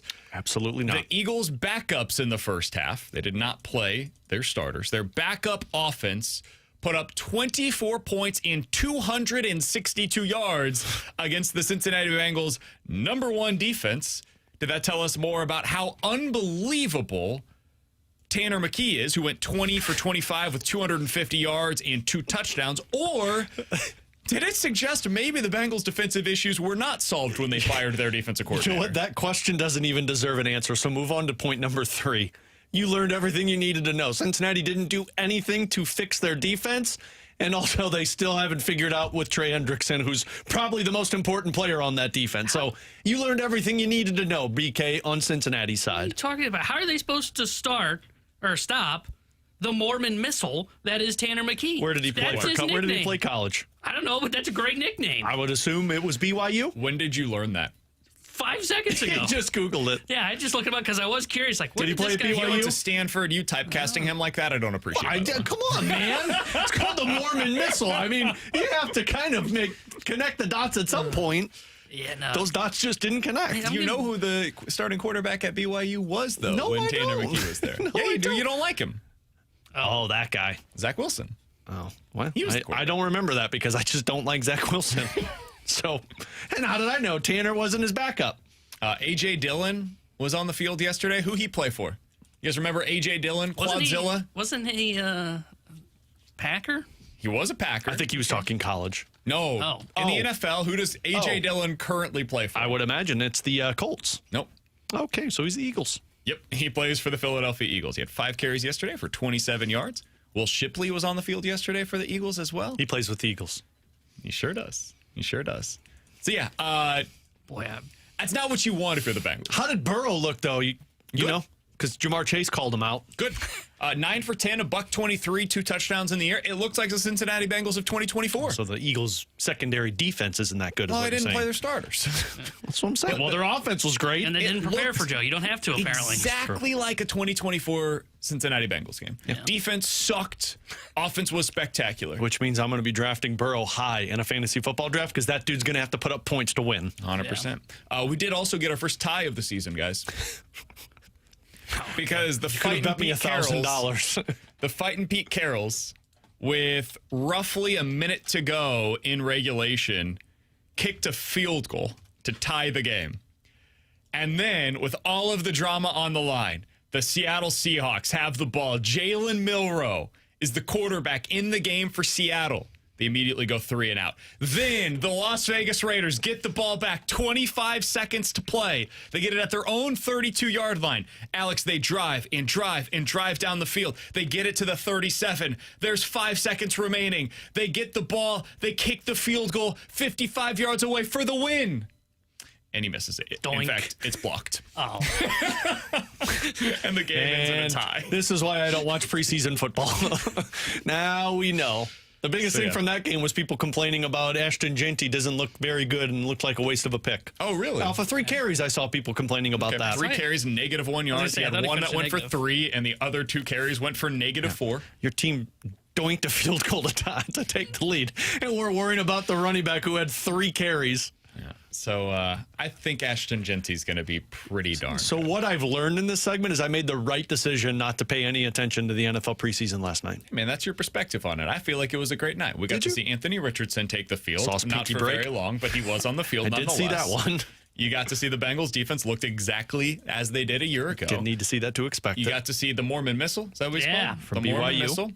Tanner McKee. And you got to see the highly anticipated Raiders versus Seahawks matchup end in a high degree of drama with a blocked kick as time expires from the Seattle Seahawks. So much drama.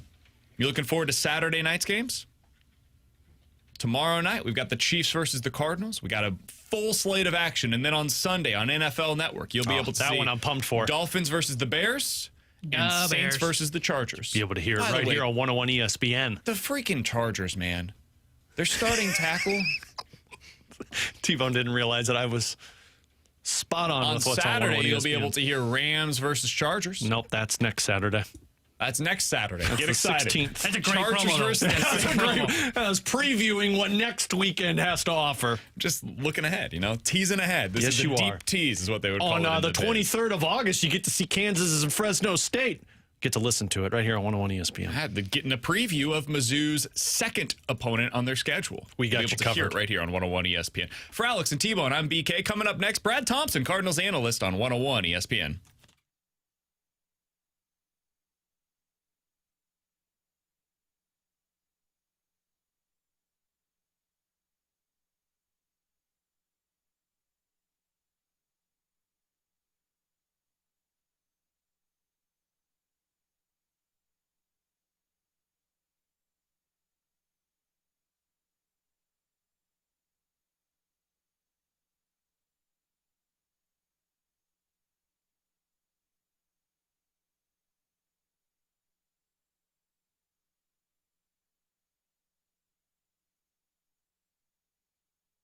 Ferrario with you to tell you about my friends over at Rhino Shield who just took care of Auto Tech Auto Center out in O'Fallon, Missouri, a auto business center that went from looking old, worn down. The blue that they had on the exterior of your building doesn't even look blue. It looks light gray. That's how worn down it looked. And now Darren and his team with Rhino Shield made it look brand new. And that's what Rhino Shield can do for your business, for your home, whatever type of exterior you may have, aluminum, block, wood, cedar. They also do roofs, they do decks. They'll change the look of the exterior and give it that brand new look. And I did this with my home back in 2020. If you're looking to upgrade your business, this is the way to do it. It's a ceramic coating that sticks 8 to 10 times thicker than any paint that you're going to buy over the counter at a hardware store. It's 100% waterproof. It's 90% deflecting of the UV rays, which means it's going to withstand whatever elements try and deteriorate that exterior. And it's all backed by a 25-year transferable warranty. So call Darren today, tell him Alex Ferrario sent you, and get the coating of a Rhino on the exterior of your home or business. 877-25-RHINO, 877-25RHINO.com.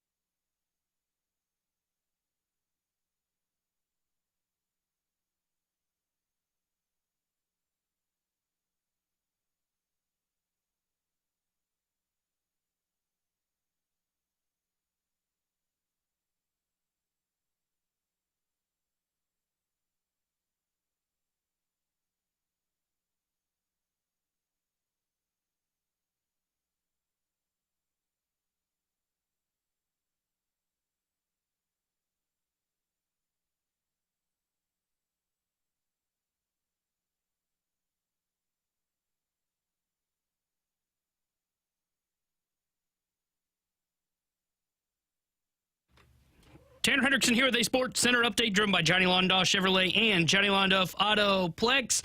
Cardinals back in action tonight as they start a 3-game set at home with the Chicago Cubs. 7:15 will be first pitch. Matthew Boyd will be on the mound for Chicago. Michael McGreevy will get the start for St. Louis. And if you missed our conversation in the 11 o'clock hour with the Cardinals manager Oli Marmol, he joined the show in studio. Be sure to check that out on the podcast page after the show today, 101ESPN.com, or via the free 101 ESPN app. And our Cardinals analyst Brad Thompson joins us next here on BK and Ferrario. This Sports Center update is driven by Johnny Londoff Chevrolet and Johnny Londoff Autoplex. See them at Londoff.com. Chevy, together we drive. Are you kidding me?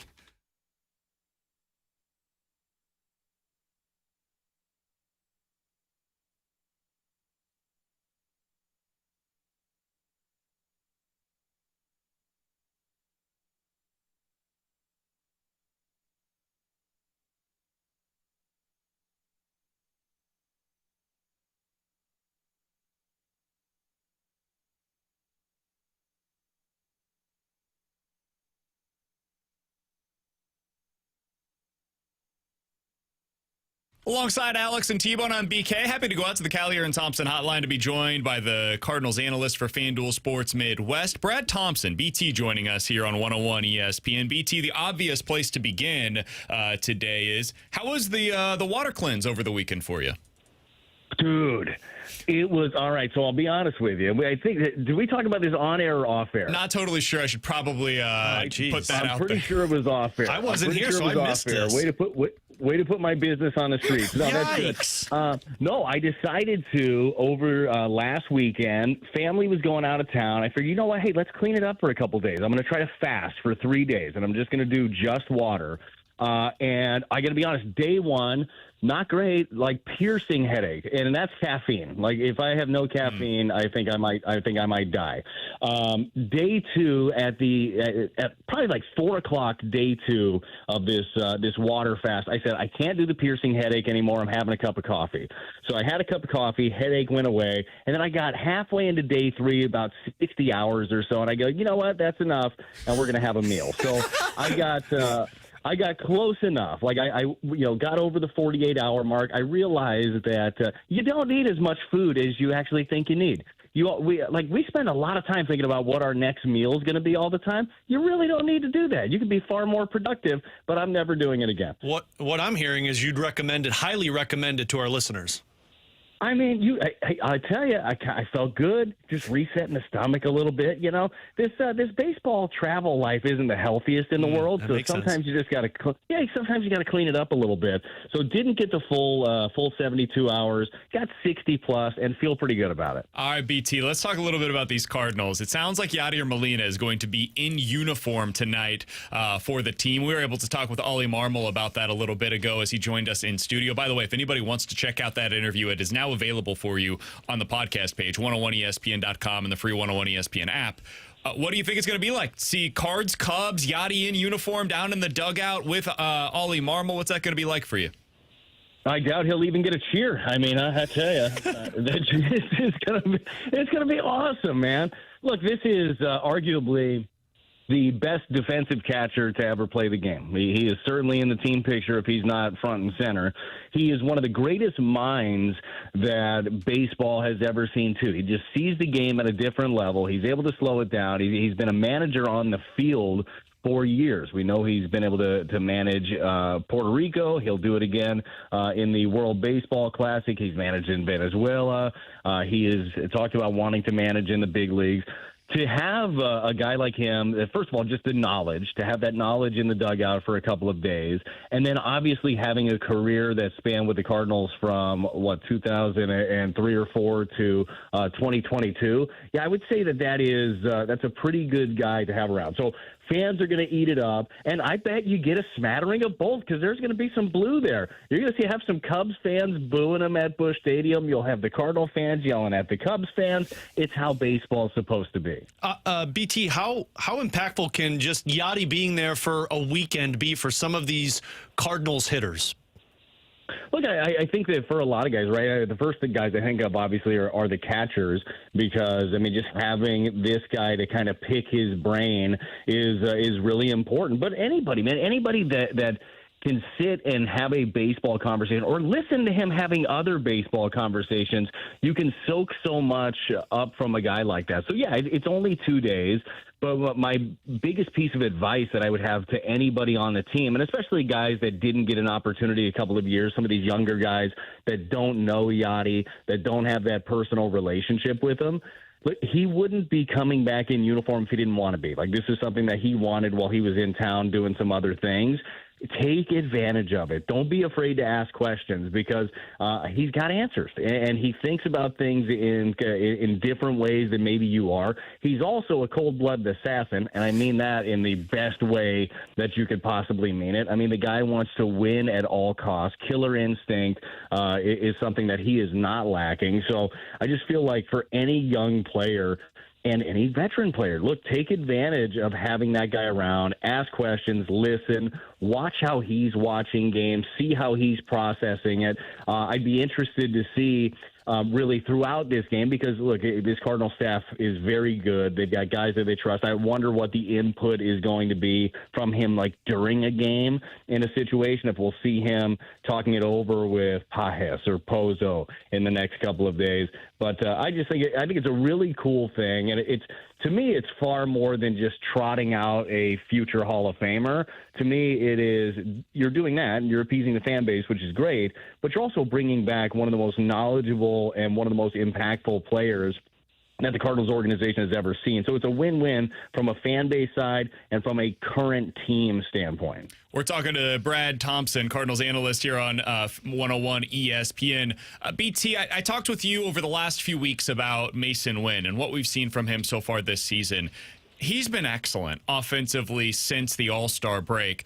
Have you noticed anything with his process that has changed that's led to better results? Look, I think that he's still pull happy, right? Like, he wants to do damage on the pull side, but what he's doing a really good job of is being able to cover some pitches on the outer half. And while sometimes his swing, that leg kicks out, the back leg kicks out on him, doesn't matter. He's making consistent hard contact, right? So that is the key right now, and it's hard. You don't want to try to make tweaks for a guy that is having success right now, and Mason is doing that. And I do think that with 2 strikes, just like he did a year ago, he's got a better idea of what he's doing. He's been able to shorten up, but he's been racking up some doubles, and it's not just like the hits that he's getting. He's been getting clutch hits. When guys are pitching him the toughest, he's been able to have some of his toughest at-bats. And to me, Mason Wynn is a guy, first of all, he's just electric with, just his personality, right? He's a high energy guy, but then you have success on these bigger and bigger stages, bigger and bigger moments. Well, that confidence is only going to grow and only going to just kind of back up the work that you're putting in. BT, on the pitching side of things, what has stood out to you about Kyle Leahy this season? And do you think it's something the Cardinals should investigate, potentially tweaking him more towards a starter by the end of this season? I don't know if you necessarily need to do it at the end of this season. I think that if there's a need, then go for it. You've got Leahy to a point where you have stretched him out. He's gone 3+ in some games, so you could feasibly do that if you wanted to. But I would definitely be thinking about him coming in as a starter next year, and because the worst you can do is back him off. The hardest thing you can do is get into spring training, have a guy come in ready to be a reliever, and then have to lengthen him out. I think that's where you end up hurting guys. But what I like about Leahy, and it hasn't all been smooth sailing, right? He had the beginning of the season where he was flat out dominant. He was one of the best relievers in baseball when you look at the numbers. Then in the middle, some more of that contact. Contact ended up finding some holes for him, and now he's kind of gotten back to utilizing his arsenal a little bit differently. He does have a starter's repertoire. He throws like 6-7 pitches that he can attack with. So to me, that skill set screams starter. But I don't necessarily need to see him do it this year. I think that you could easily ease him into it in the off season, have him built up for it. And just because I think that his role right now, and this team expects to compete still. I know 5.5 games out of the wild card, not going to be an easy thing. But what he's doing, the role that he's serving right now, is pretty important of bridging the gap. BT, you had a career that was obviously different than what we're seeing from Kyle Leahy, but you did have one similarity, if I'm seeing this correctly, in that you started out as a starter, and then you kind of convert to a reliever, and then you do the long relief situation, then eventually get back to being a starter again at the big league level. What is that like? Like, can you take us through what that experience was like for you and what Kyle Leahy could be going through this offseason if that's the plan with him? Yeah, you know what? The biggest thing for me is if you have communication as to what your role is going to be, then you're good to go. Like, if you kind of know what to expect, then you're all right. Now, the physical of stretching out, it is different, right? But you have to be willing to do something like that. And Kyle Leahy, to me, just seems like a guy who is, whatever the role is, whatever he is asked to do, he will do. And there's extreme value in being a guy like that, being a guy who can start, who can relieve, who can be that swing guy and eat up some innings in the middle. And at some point, I'm sure that he will figure out, and they will figure out what the best role is. But for me, as long as I kind of knew what to expect, and I also knew that my role could be on a given day, hey, this guy is barking, you got a spot start. Like, you have to have a certain mentality to be able to say yes and take the ball. But Kyle has got that. I mean, you look at his face out there, he's the same guy every time. Now, he's not Phil Maton serial killer, but he's got some of it. Like, there's a little bit there in Leahy. He's got that same face, the same demeanor when he goes out there, and he just attacks regardless of the role. So to me, the swing guy and the doing both, like, it would be in an ideal world, you know what to expect every single day going to the yard, and a week from now you know what your role is going to be. But there's value in that, and you have to have that willingness and that want to first of all, just, you want to be a big leaguer, right? So you're going to do whatever you're asked to do at that level, and then you have that professional pride of you want to dominate, you want to shove every time you go out there, and I know that Kyle has got both of those things. All right, BT, we'll get you out of here on this. Whether this is speculation on your part or something that you've heard around the club, whatever it may be, we saw last night Quinn Matthews, really nice start out of him. That's two in a row for him, limiting the walks, velocity starting to tick back up a little bit. If you had to guess, who do you think we're more likely to see in the month of September, J.J. Weatherholt or Quinn Matthews?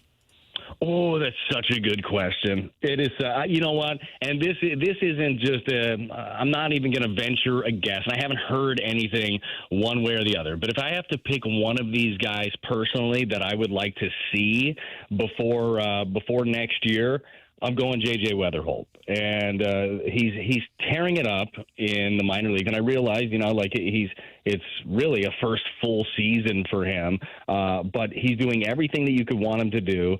He's jumping up the prospect list. And a lot like we saw with Mason Wynn a couple of years ago, give him a taste of it. Like, it's not like you're going to be putting up these numbers at AAA and you're just going to leave him sitting there next year. I would hope not.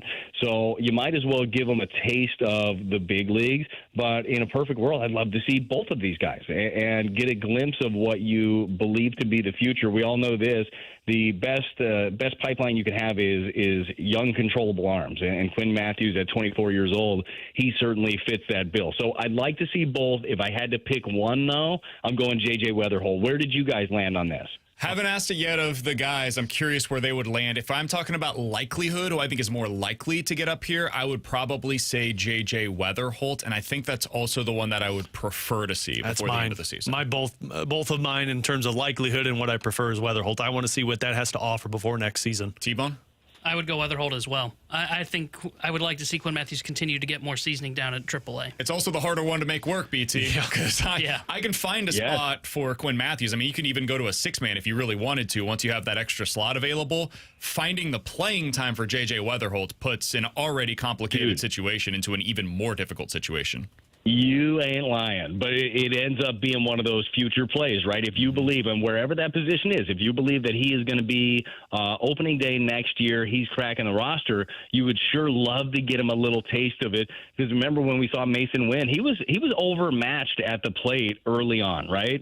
But he got that experience. He knew what that felt like. He had a whole off season to kind of prepare for it, make some adjustments. He did so. So I think it would be incredibly beneficial, but you're absolutely right. Playing time is already scarce, and that's with Arenado on the IL, of getting all of these quote-unquote runway guys the at-bats that they want. That would certainly make it tougher. By the way, you could have not answered that at all and had your 12:45 segment, but you screwed it up. It's fine. We do that a lot. We screw a lot of things up, BT. Hey, BT, we were on time for you today. I appreciate that. No, I don't. Whenever you get to me, it's fine. Look, you guys were all here today too, which hasn't happened in months. So months. Don't worry, BT. I'm out next Friday, and then I'm out the previous week and a half. And I know it's not for me. I know it's because Oli was in studio today. I realize why everybody was there, but I appreciate it nonetheless. That's not true. It's a Friday, BT. I wanted to be here for you. That's not true either. Yeah, you're right. That is not true either. Sorry, be well, man. We'll talk with you again, or they'll talk with you next week. Well, either way, I'm going to talk to somebody next week, and I'm going to try to figure out how to do TV again. I feel like it's been a month, so tonight will be fun. Enjoy, man. That's Brad Thompson. Appreciate his time as always, joining us here on BK and Ferrario, Cardinals analyst for FanDuel Sports Midwest. You're out next week. Mm-hmm. I'm out the following week, and then I'm off that Monday. Not previous. Oh yeah, the following. That's all good. Yeah. You make fun of my grammar. By the time I got to point it out when I see it. By the that time, one I knew. That wasn't even grammar. That was just It was wrong. I misspoke. So you use words that don't even make sense. You're out the 22nd. Anybody gone on Friday, August 29th? No, that's my birthday. There we go. I'll be here. I work on my birthday. Me too. I'll be out. And then come September, I'm just September never taking a 19th, day I'm off. out. So we've got that going for us. I don't think I'm taking September 22nd, I'm out. I don't think I'm taking any more days off. The hockey season's right around the corner. We're just trying to make sure that as this Cardinals season continues to progress on Fridays, one of us is not here. By the time September comes, though, sports are happening, so I don't really care about the Cardinals. Sports? What would you call baseball? Not? Right now, I don't know what I would call it. Somebody said, with BK out, who steers the ship? It's going to be absolute chaos. Alex, whoa. Come on, man. Hey. The never-ending wipe, just with Alex Erasure. Yeah. I appreciate it. Easy. Never-ending wipe. I steer the ship fine. Somebody on the text line, chunk in the Chuck. I'm assuming that's Chunk in St. Charles. I like that name. I don't think you can say that. Said, BK, what were the stats on the offense that you asked Oli about as far as the first 50 games versus the next 50 games? Did you tweet it out originally, or did you see it elsewhere? I looked this up today. It wasn't the first 50 games. It was the first 80 games of the season versus the last 35 games of the season. So in the first 80 games of the season, the Cardinals were second in Major League Baseball in batting average. They were fifth in on-base percentage. They were 13th in OPS, and they were sixth in Major League Baseball in runs per game. In that time, they were shut out 3 times, Alex. That was the third best mark in Major League Baseball, third fewest times that any team had been shut out in Major League Baseball. In the last 35 games, this is dating back to June 25th, they're 27th in Major League Baseball in batting average, 29th, there are only 30 teams, in on-base percentage, 29th in slugging percentage, last in OPS, last in runs scored, and it's by a decent margin. They're like 10 fewer runs than the next worst team. They've been shut out 9 times in those 35 games. The next worst in Major League Baseball was shut out 4 times. So you've been more than double the number of times that you've been shut out compared to the second worst team in that regard. So yeah, the offense went from being top 5 to 10, depending on the category that you look at, to bottom 3 to 5, and in some cases, the worst over the last 35 games. So those were the stats that I had referenced in our conversation with Oli Marmol, which can be now found on the 101 ESPN app and online at 101ESPN.com. Coming up next, time for the junk drawer here on BK and Ferrario.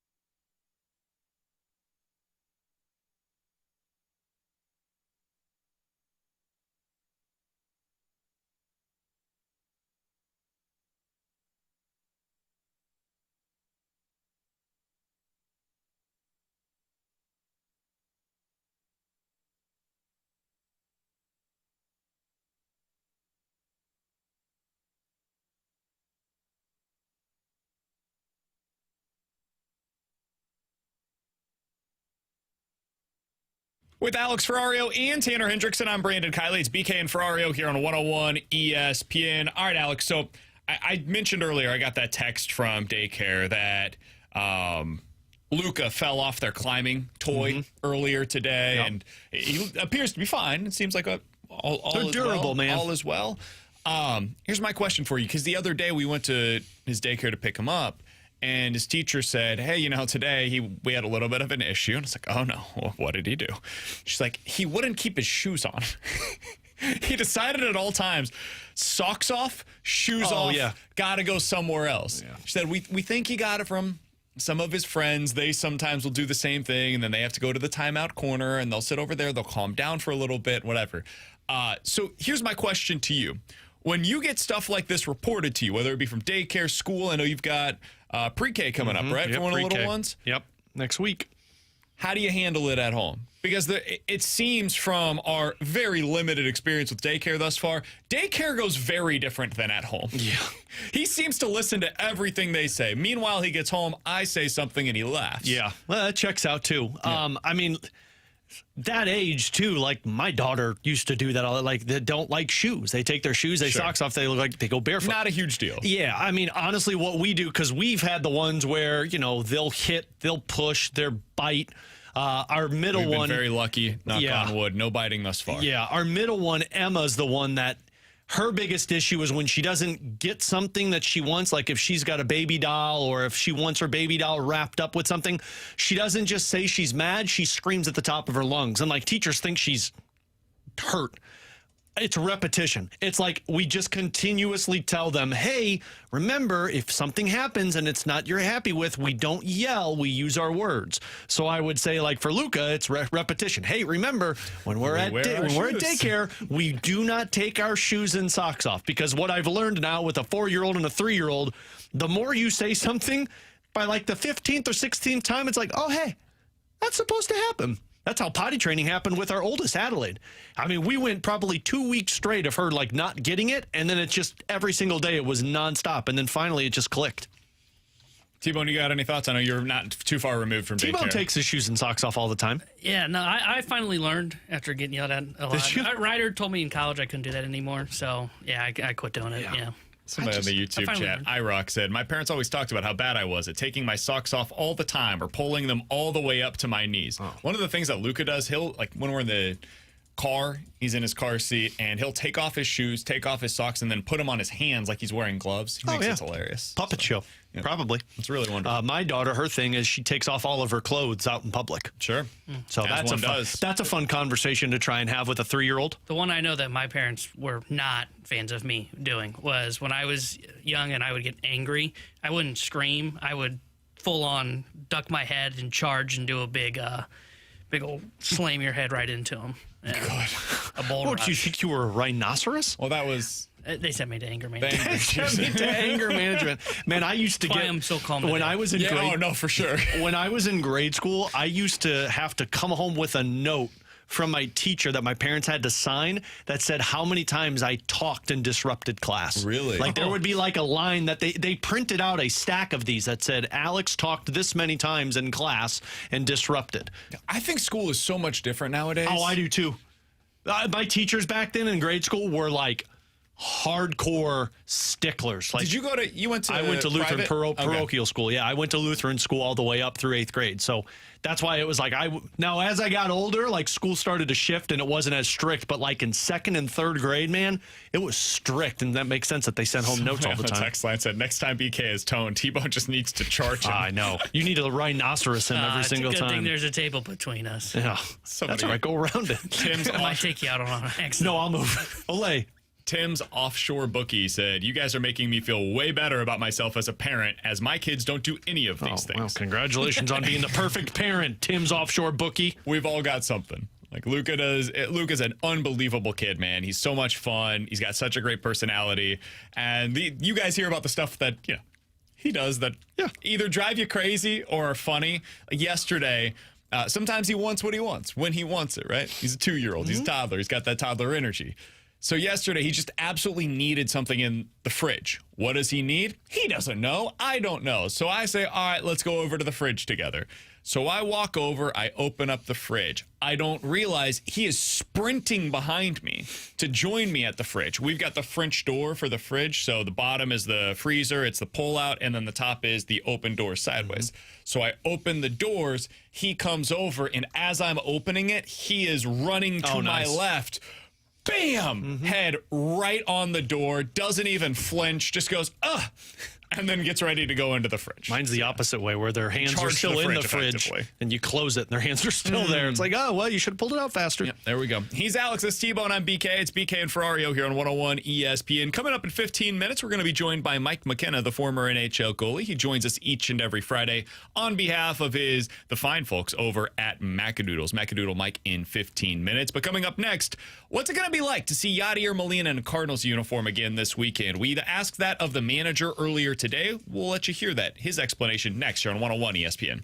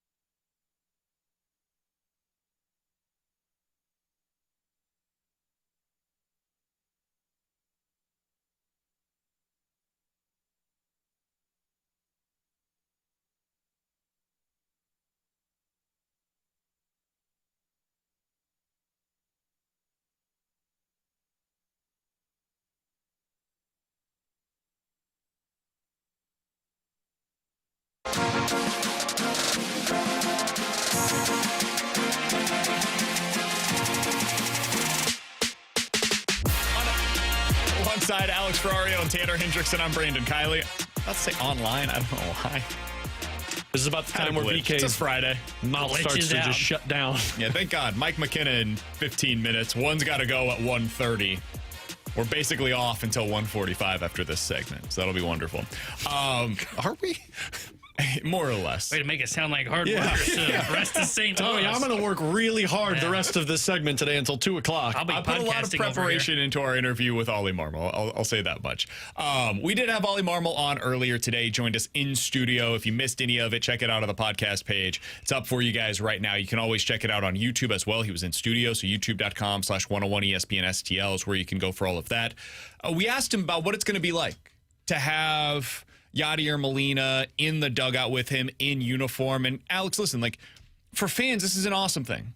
Yader Molina is a franchise icon. He's a future Hall of Famer. He played exclusively for your team, and that's rare and becoming more rare as the years go along to have one guy play for one team as a Hall of Famer in their career. It's also, let's just be honest, like a little awkward if you're in Oli Marmol's shoes. Because I saw this, one of the prominent Cardinals fans that's on Twitter said, it's becoming increasingly clear Chaim Bloom is going to hire Yader Molina as the next Cardinals manager. There's no evidence of that. We have no evidence of that whatsoever, other than pure speculation. And this is something that Oli mentioned, like, hey, we've been talking about this for a couple of months. Yadi wanted to come into town this specific weekend, and we decided, hey, it'd be really cool if he's able to be in the dugout with us during the game for the next couple of nights. So Oli was the one that kind of extended that olive branch. We asked him how he handles this, because he's going to hear on social media, online, people are going to be saying, that's the guy I want to be the manager of the Cardinals, and they should fire you in order to hire him. How do you deal with that if you're the current manager of the Cardinals? Here's what Oli Marmol had to say. You know it's real. I mean, social media is undefeated when it comes to that. But, man, as a leader, I don't think you could approach or filter decisions based on your ego or self-esteem or lack thereof, if that's the case, right? Like, when I think about the situation, is it going to come with a ton of noise? The answer is yes. Am I fully aware of it? Yes. But it's pretty selfish if that's the filter for saying yes or no to that decision. You have to be comfortable enough with your abilities and what you're doing to surround yourself with people that are elite at what they do. Man, if you think about my first year, Skip was my bench coach. I mean, he can easily take my job and do an incredible job at it. This guy is one of the best minds, baseball minds I've ever been around, and just leaders in general. Just the way he handles situations, it's incredible. Scalzo could do this job. Yadi could do it. AP could do it. That's irrelevant. At the end of the day, is it the right thing? And for our players, it's the right thing. For our fan base, it's the right thing. For our org, it's the right thing. I mean, it's Cardinal legend, man. Like, if he is in St. Louis for 2 days and he's not in uniform in the dugout, I think that's a mistake. So yes, it's going to come with noise. I've been dealing with that since day one. I won't say it doesn't affect me. It affects me a lot less today than it did in 22. But the reality is, man, like, I'm comfortable with where I'm at and how I do my job and the staff and the players.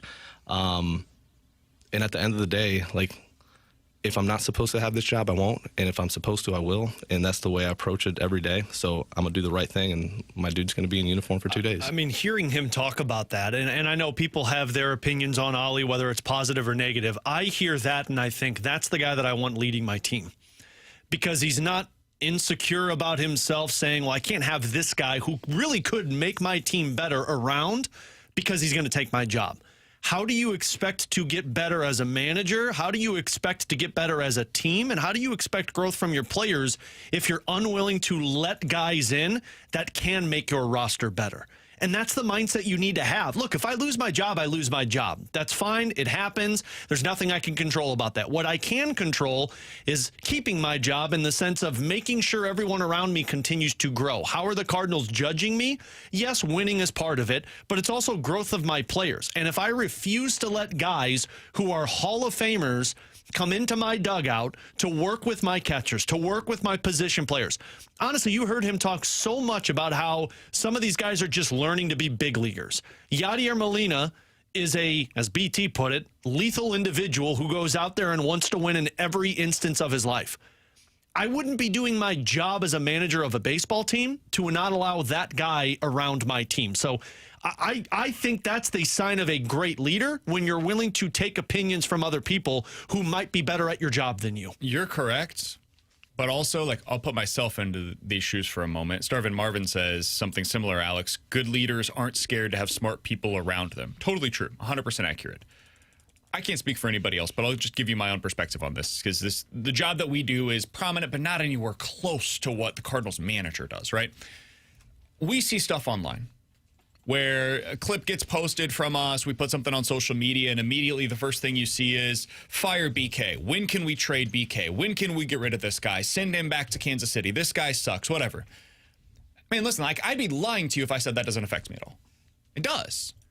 Now, I think I'm better at handling it today than I was a year ago, 3 years ago, 5 years ago, whatever. But it affects you because you see it and you're like, man, like, I'm busting my ass to do this job, and I think I'm doing it pretty well. I like to believe that I'm improving at it. Could I still be better? Of course. Like, there are things every day that I would like to improve on. There are crutch words that you use. There are things that you don't do on the air, or we have a bad show, whatever it might be. I piss off Alex. I piss off T-Bone, and we like lose each other for a segment or two. That stuff sucks, and I try to improve at that. The tone stuff, like I try to improve at all that. But you still see this stuff online, and it affects you. And that is, you know, a couple of comments here or there. Meanwhile, you see online right now, there's a tweet that said the Heim is clearly going to be hiring Yader Molina with like 500 retweets. That is a much different, a much greater degree of criticism that comes along with a decision like this. It would have been easy for Oli to say, hey, man, listen, like, given our situation, I don't know if it's the best thing for us to have you in the dugout. Want you to be around the team. Come on out for a BP. Would love to have you here. And then we'll get you up in the suite. I'll talk to you before and after the game. We can go grab drinks, whatever. And that's just, for PR reasons, an easy thing for the team to do. He's choosing to have him in the dugout, which speaks to what you said. He's unafraid. Mm-hmm. And I think there's a lot of, and I'll heap a lot of praise on him for that. I don't think I have that in me. Yeah. Just to be candid, I don't think I could have done that. I don't know that I would be able to deal with the amount of criticism, the amount of obvious fire this guy to hire that guy that's going to come along with something like this. So yeah, I think it's kind of cool. Yeah, I mean, it absolutely is. And I appreciate the type of person Oli is, because it goes without saying, and I know he did say it with us, but he's comfortable where he's at in life. Like, it's not that he's not an individual that this is what defines him. And I guess that's where the fear comes from, to where Oli's under the mindset of like, look, if this is the decision that it goes, I'll find something else to do rather than being worried about losing this one. But yeah, as individuals, you can sit there and say, oh, it wouldn't bother me. It bothers everybody to worry about losing your job, losing your security, losing your inability to take care of your family. But when you're on that big of a stage like Oli, to where you're being judged and your job is based off of the success of the team, just in my opinion, you're not doing your job if you don't allow these individuals around you, because your players can improve. You're 100% correct on all of that. It would scare me to death. And I got to imagine, because Oli said, like, years ago it would have bothered me and now it doesn't. You just build calluses over time, right? You just build calluses to the sense of like, yeah, I know this looks bad. I don't care. I'm tight with Yadi, and I want my team to improve. Somebody from the 636 said, guys, I find it a little weird that they have to announce that something like this is happening with Yadi being back in the dugout. I think there's two reasons. I think it's good to announce it. I think it just builds anticipation and excitement for the series. For a team that doesn't have a whole lot of buzz around it right now, if we're just being honest, this is something buzzworthy. Kind of like yesterday. Now, it got screwed up, but the idea of them having an off day at the big league level and on FanDuel Sports Midwest, hey, we're going to throw Cardinals fans a bone. You'll see J.J. Weatherholt and Jimmy Crooks and Quinn Matthews on the mound. This is the future for you guys. That was a good idea in theory. And then J.J. Weatherholt has the off day. To have a conversation with their manager. Yeah, it didn't work out the way that you would have hoped, but that's a good idea. You're building some level of excitement for the future. So I think this is really just them building excitement for the series. And, hey, come on down to the ballpark, see Yachty, take in Cards Cubs. I don't think it's anything more than that. I don't either, and I just tinfoil with it. I also think there's more noise, if there's not already, if they don't say anything and all of a sudden you see Yachty in the dugout. And then it's like, whoa, when did Yachty come back? Yachty hasn't been here all year. Heim's here, and now Yachty's here. That's why it's like, again, total tinfoil. It makes a lot more PR sense to say Yachty is going to be here, and he's going to be putting on the Cardinals jersey and being in the dugout. By the way, somebody from the 314 said, BK, is this your plea to have people stop saying that you suck? No, not at all. Keep the criticism coming. That's totally fair. As Oli said, sometimes it's right. Sometimes you have to take in that criticism, understand it, and be like, you know what? They had a good point. I do that, and it's something that I need to improve. I do have bad tone. I need to improve it. I'm working on it. Now we figured out how to handle it. It's Rhino T-Bone over there. No, it's not about that. It's just, Hey, man, this is what comes with the job. When you are in a public-facing gig, and there's a lot of people that want to do what you do, whether that's, the Cardinals manager, which is way up here, or D-level celebrity fame, which is what we do on the radio on a day-to-day D-level? basis. You're giving us a lot of credit. Yeah. We'll go like F level. You're going to have some of that comes along with it, for better or for worse. But, yeah, it affects people. If you're in a job that's public-facing and you don't deal with criticism, it's probably not all that public facing. And if you deal with it really well, God bless you. I respect it. Tim's really good with it. He's really good with the criticism. He just doesn't care. He's done this job long enough that he's really good at handling it. I'm not as good with it.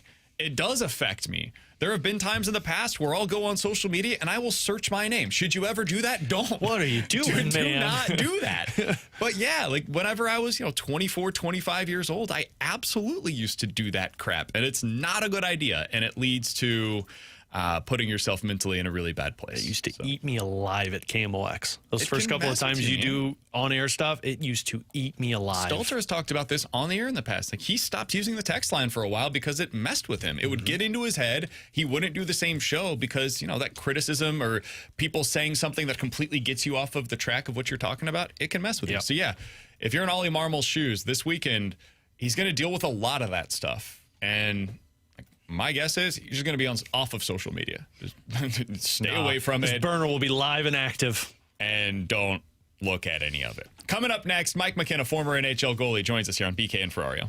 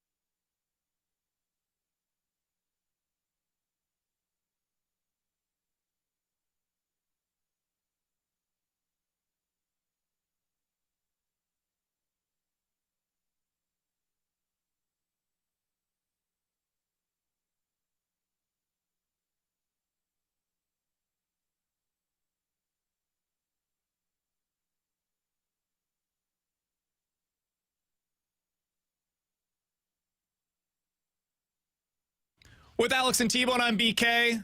Mike McKenna is traveling right now, has some stuff that he's got to deal with, so we'll catch up with him again next week. But the fine folks over at Macadoodles, check them out. Darden Prairie, they do unbelievable work over there. They've been a fantastic partner with us throughout this year. We always appreciate Mike McKenna joining us here on BK and Ferrario. Macadoodles in Darden Prairie is your place to go, Alex, if you want to check anything out to get a nice drink for the weekend. He posted a video. Macadoodles posted a video the other day. They got a big case of Buffalo Trace bourbon in. Yeah, it's no longer allocated. Yeah. It's awesome. It's now readily available for you. It's typically like a reasonable price. Said he had like 5 or 6 boxes of it, so get on out there. Perfect weekend for it. I love Buffalo Trace is one of my go-to pours. Yeah. I typically have one of those ready to go for me at any given time. When I went to Louisville, one of the things that I made sure that I got was a Buffalo Trace single barrel. So I got one of those while I was out there. Got some Penelope while I was out there, which is really good. They typically have that available out at the Macadoodles in Darden Prairie. And I got a single barrel Wild Turkey. Wild Turkey 101 is an underrated pour. Yep. That's one of those that, like, if you're pouring yourself a nice old fashioned, it's a good mixer, or if you just want something on the rocks, one of my go-tos. Buffalo Trace was the one that Joey and Curbs got me for Christmas last year during the hockey season. So it's still up in my pantry. I use it every once in a while. Do you want to talk dealer's choice here? We got a couple of different options since we just found out about this with Mike McKenna, so we'll go ahead and do our show prep on the air. Yes. Alex, we got a couple options. One, would you like to find something Blues related that you'd like to talk about? 2, we can talk about Lance Lynn sharing his perspective on the Miles Mikolas situation. Or 3, we could talk a little bit about Miles Mikolas and what he had to say earlier today on TMA. You know, both those Cardinals ones sound great, but I think we got to go Blues. T-Bone, let's find something to talk about, boys. What do we got? I'll wait on you. Literally nothing. Okay, well, let's go with one of the Miles Mikolas ones then. All right, T-Bone, let's talk about this Lance Lynn cut. Lance Lynn yesterday was on Jim Hayes' podcast, and he was asked about Miles Mikolas and his role with the Cardinals, whether or not he would be somebody that could transition into a bullpen role. Go ahead and take a listen. I thought this was some good insight from a former big league pitcher.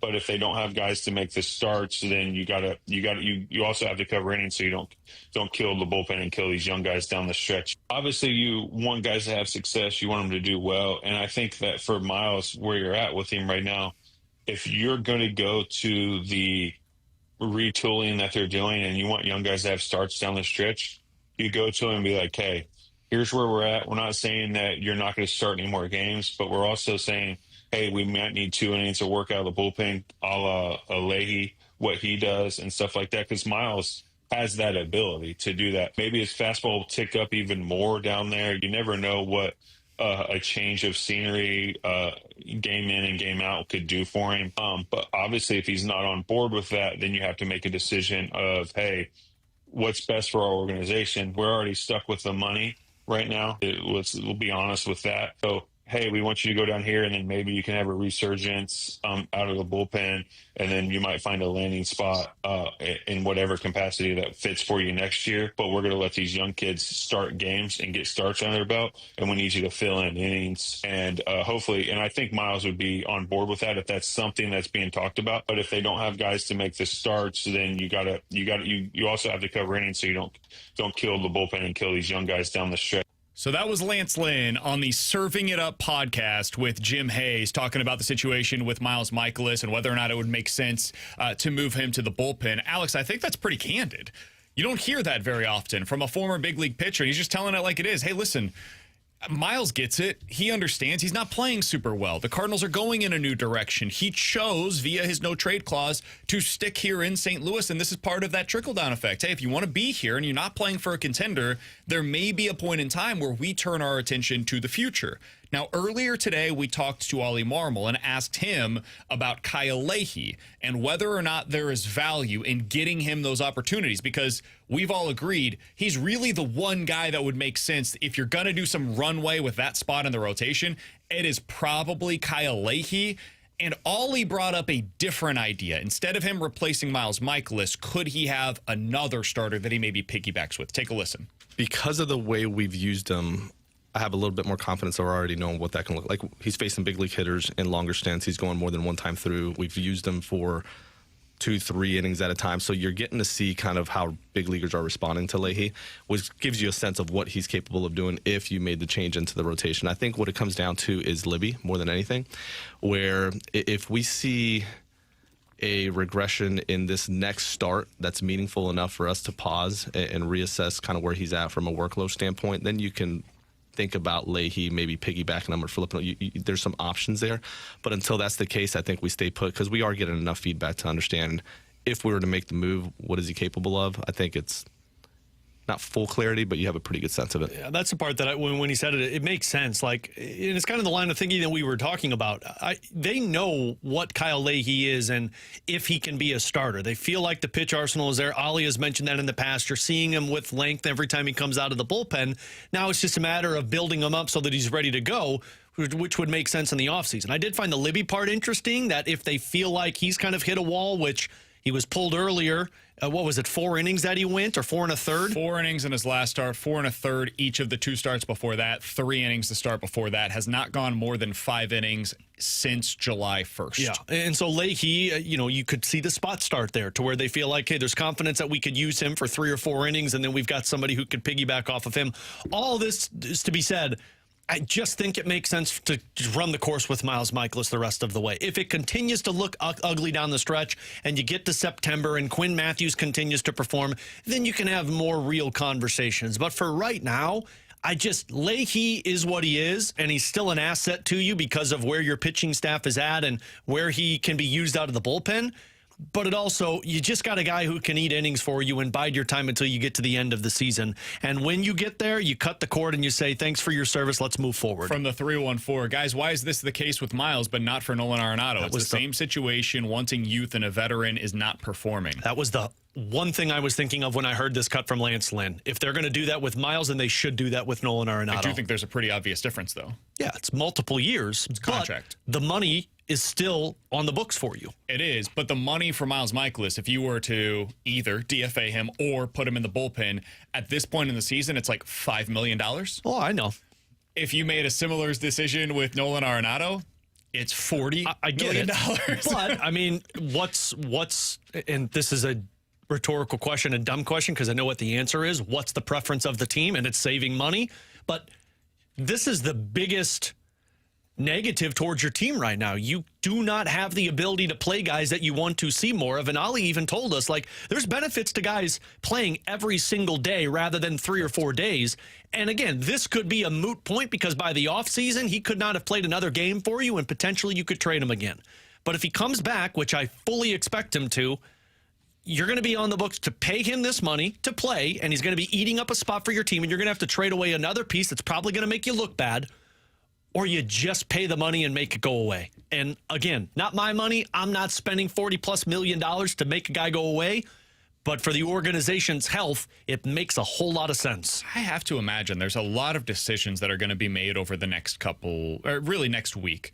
I think August 15th, if I'm not mistaken, is the deadline that I have seen for rookie eligibility for 2026. Or if you're not called up until after that date, you retain your eligibility for rookie status for 2026. I think that's the date, if I'm not mistaken. I'll have to look that up to be sure. But in the next week, you'll see one more turn through this rotation, including that Matthew Liberatore start on August 12th against Colorado. That's at home against a not very good lineup. If he doesn't look good there, that's probably when you consider making the switch that we're talking about with Kyle Leahy, or possibly maybe that's the spot where you could see Quinn Matthews. Because at that point, Quinn Matthews will have probably 2 more starts prior to the next time that spot would come up in the rotation. And maybe you end up with a situation. I mean, they're basically on turn together. Maybe you piggyback Quinn Matthews and Kyle Leahy together. And then Liberatore gets moved to the bullpen, and he's able to take some bulk innings there, 2 or 3 at a time, instead of having the 4, 5, 6 innings that you would expect as a starter, as he kind of works his way through and navigates through the workload issues that they're potentially running into. So I could see something like that. If Liberatore's great, maybe that's when you try to make a decision on Miles Mikolas and you switch your attention from Libby toward Mikolas. But I think you have 2 guys that could fit into these roles depending on how they continue to perform. One, Kyle Leahy, the other being, what does it look like if Quinn Matthews continues to perform the way that he did last night? Yeah. Alongside Alex and T-Bone, I'm BK. 314-399-9646 is the Air Comfort Service text line. Coming up next, we'll play a game of One's Gotta Go. You give us 4 different options. We'll tell you which one's gotta go here on BK and Ferrario.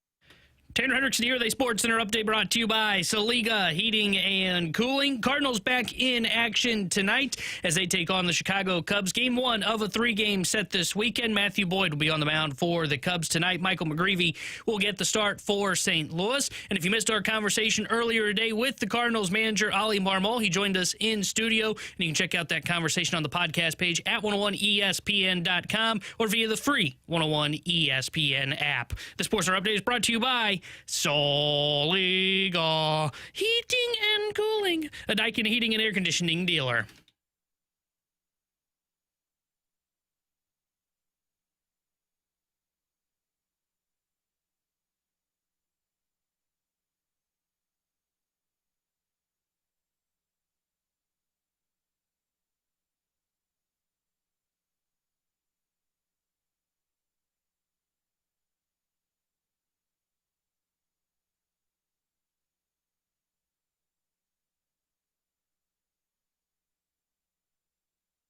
Three 314-399-9646 is the Air Comfort Service text line to get involved in the show. You guys give us 4 different options. We'll tell you which one's got to go. I had to clear my throat there for a minute. Sorry. I thought forgot there was a cough button. I always have something to say. From the 314, this is a tough one, boys. You ready? There's no tough one's got to go. One's got to go for the Cardinals. Sonny Gray, Wilson Contreras, Nolan Arenado, or Lars Nootbaar. Which one's got to go, Alex? Nolan Arenado. Oh, sorry. Nolan Arenado. Coward. How was that a coward move? That's the right answer. I was like, what? Wait a minute, what? Who's the guy that you hate that wants to go? It's the right call. Yeah, I'd say Nolan. I hate it too because, man, I love Nolan Arenado. Loved Nolan Arenado. That was your boy, man. That was my Mr. 95% on when it was Stalton River. It was Stalter and Rivers? Forgot what the name of the show was. I think it was technically Stalter and Rivers. It was really Stalter, Ferrario, and Smallman there for a while. Yeah, it was the 3 raviolis. Yeah, it was the 3 Revs. And then I came in. And I ruined all of the chemistry that the 3 of you had. And BK was the guy, too, who's like, oh, I could be the 4 ravioli. I'm Italian. I'm like, get out of here. He said, that go is be accurate. the corner. Yeah, you just go. I tried to fit in, and they were like, you go in the corner, and then somebody said, we don't want you on the air anymore. And then I went to the booth back there, not the one that T-Bone's in, but the booth that Mike Ryder is in. So I stayed in there for the show, and then the show kind of reconfigured a little bit. And then Jamie came back, and I went to Blues. It was me, Alex, and Stalter for a while. Jamie came back. It was me, Stalter, and Rivers. A global pandemic hit. We did the show like that for, 6 weeks. Yep. It was great. Thief Smith stole our idea. Oh, yeah, I forgot about that. Having the NBA bubble down at Disney World. That was great. They ended up actually doing that. Can't believe it. That was our Lou Will's lemon pepper wings. That's right. Forgot about that. And then, and then it was Stalter left. Yeah, and then it was Rivs, Jamie BK, went and me. to a lake for a weekend, decided if he wanted to do the show with me. Because he decided hated that BK. Monday we'll do the show together. We did the show with Alex for, a year. Yeah, probably. Jamie leaves us. And then I had to go to the lake and decide if I wanted to do it with BK. That's right. Now I ask that question every Sunday before Monday hits. Alex, every Sunday, all right, I'll do it again. I look at Katie. Do we need money? Oh, okay, cool. I'll go. So anyways, Arenado. Good times. Arenado. 314-399-9646 is the Air Comfort Service text line. One's got to go. One's got to go Raging Rivers, Six Flags, Holiday World, or Disneyland. Oh. I've never been to any of the above. Really? Never been to any of the above. Raging Rivers is fun. Where's that? It's Alton, right by Argosy. Oh, yeah. Mm-hmm. Yeah. I've been, obviously, I lived at Six Flags for about 6 years of my life. Holiday World I've been to once. It's a drive, but it's worth it. I think I'd get rid of Disneyland. I have no interest in going to California. Same. That's a long trip. It's a long trip, and it's expensive, and I'd rather do Disney World. So I'd get rid of Disneyland. Yeah, I'm with you. Holiday World's really fun. It's in Santa Claus, it's worth Indiana. the drive. I forgot about the Raging Rivers one. Yeah. That is good, too. It's always a fun one. Plus, it's cheap. I think it's only like $5 or $10 to get in. Yeah, I think Disneyland's got to go.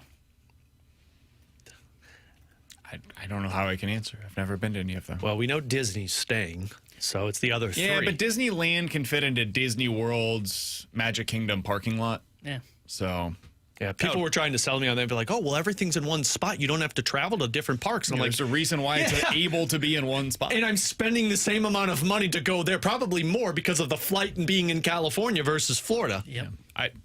I'll say I'm getting rid of Raging Rivers because my wife hates water parks. How does your wife hate water parks? I don't get it either, dude. I love swimming. I love going to a water park. I love all of it. She hates it. I mean, don't get me wrong. The wave pool makes me a little She doesn't like insecure. going to a beach for the same reason. She just doesn't want to be. Well, I don't like going to the beach because I don't know what's under me. She just doesn't. I guess technically I don't know what's under me in a water park either. You know what's around me? People peeing in it or something like that? That doesn't happen. From the 314. I've seen it. My 4-year-old. Did you know, I learned this recently. Did you know chlorine actually does not have a smell, and the smell of chlorine is a reaction to any kind of pollutant that's in the pool? Yeah, because every time now I'm never gonna look at because every time I put it in my pool, I don't smell it. I'm like, did I use chlorine? Yep. Anytime you go to a water park, it smells like chlorine in here. Hey, you know what that's from? I don't want to know.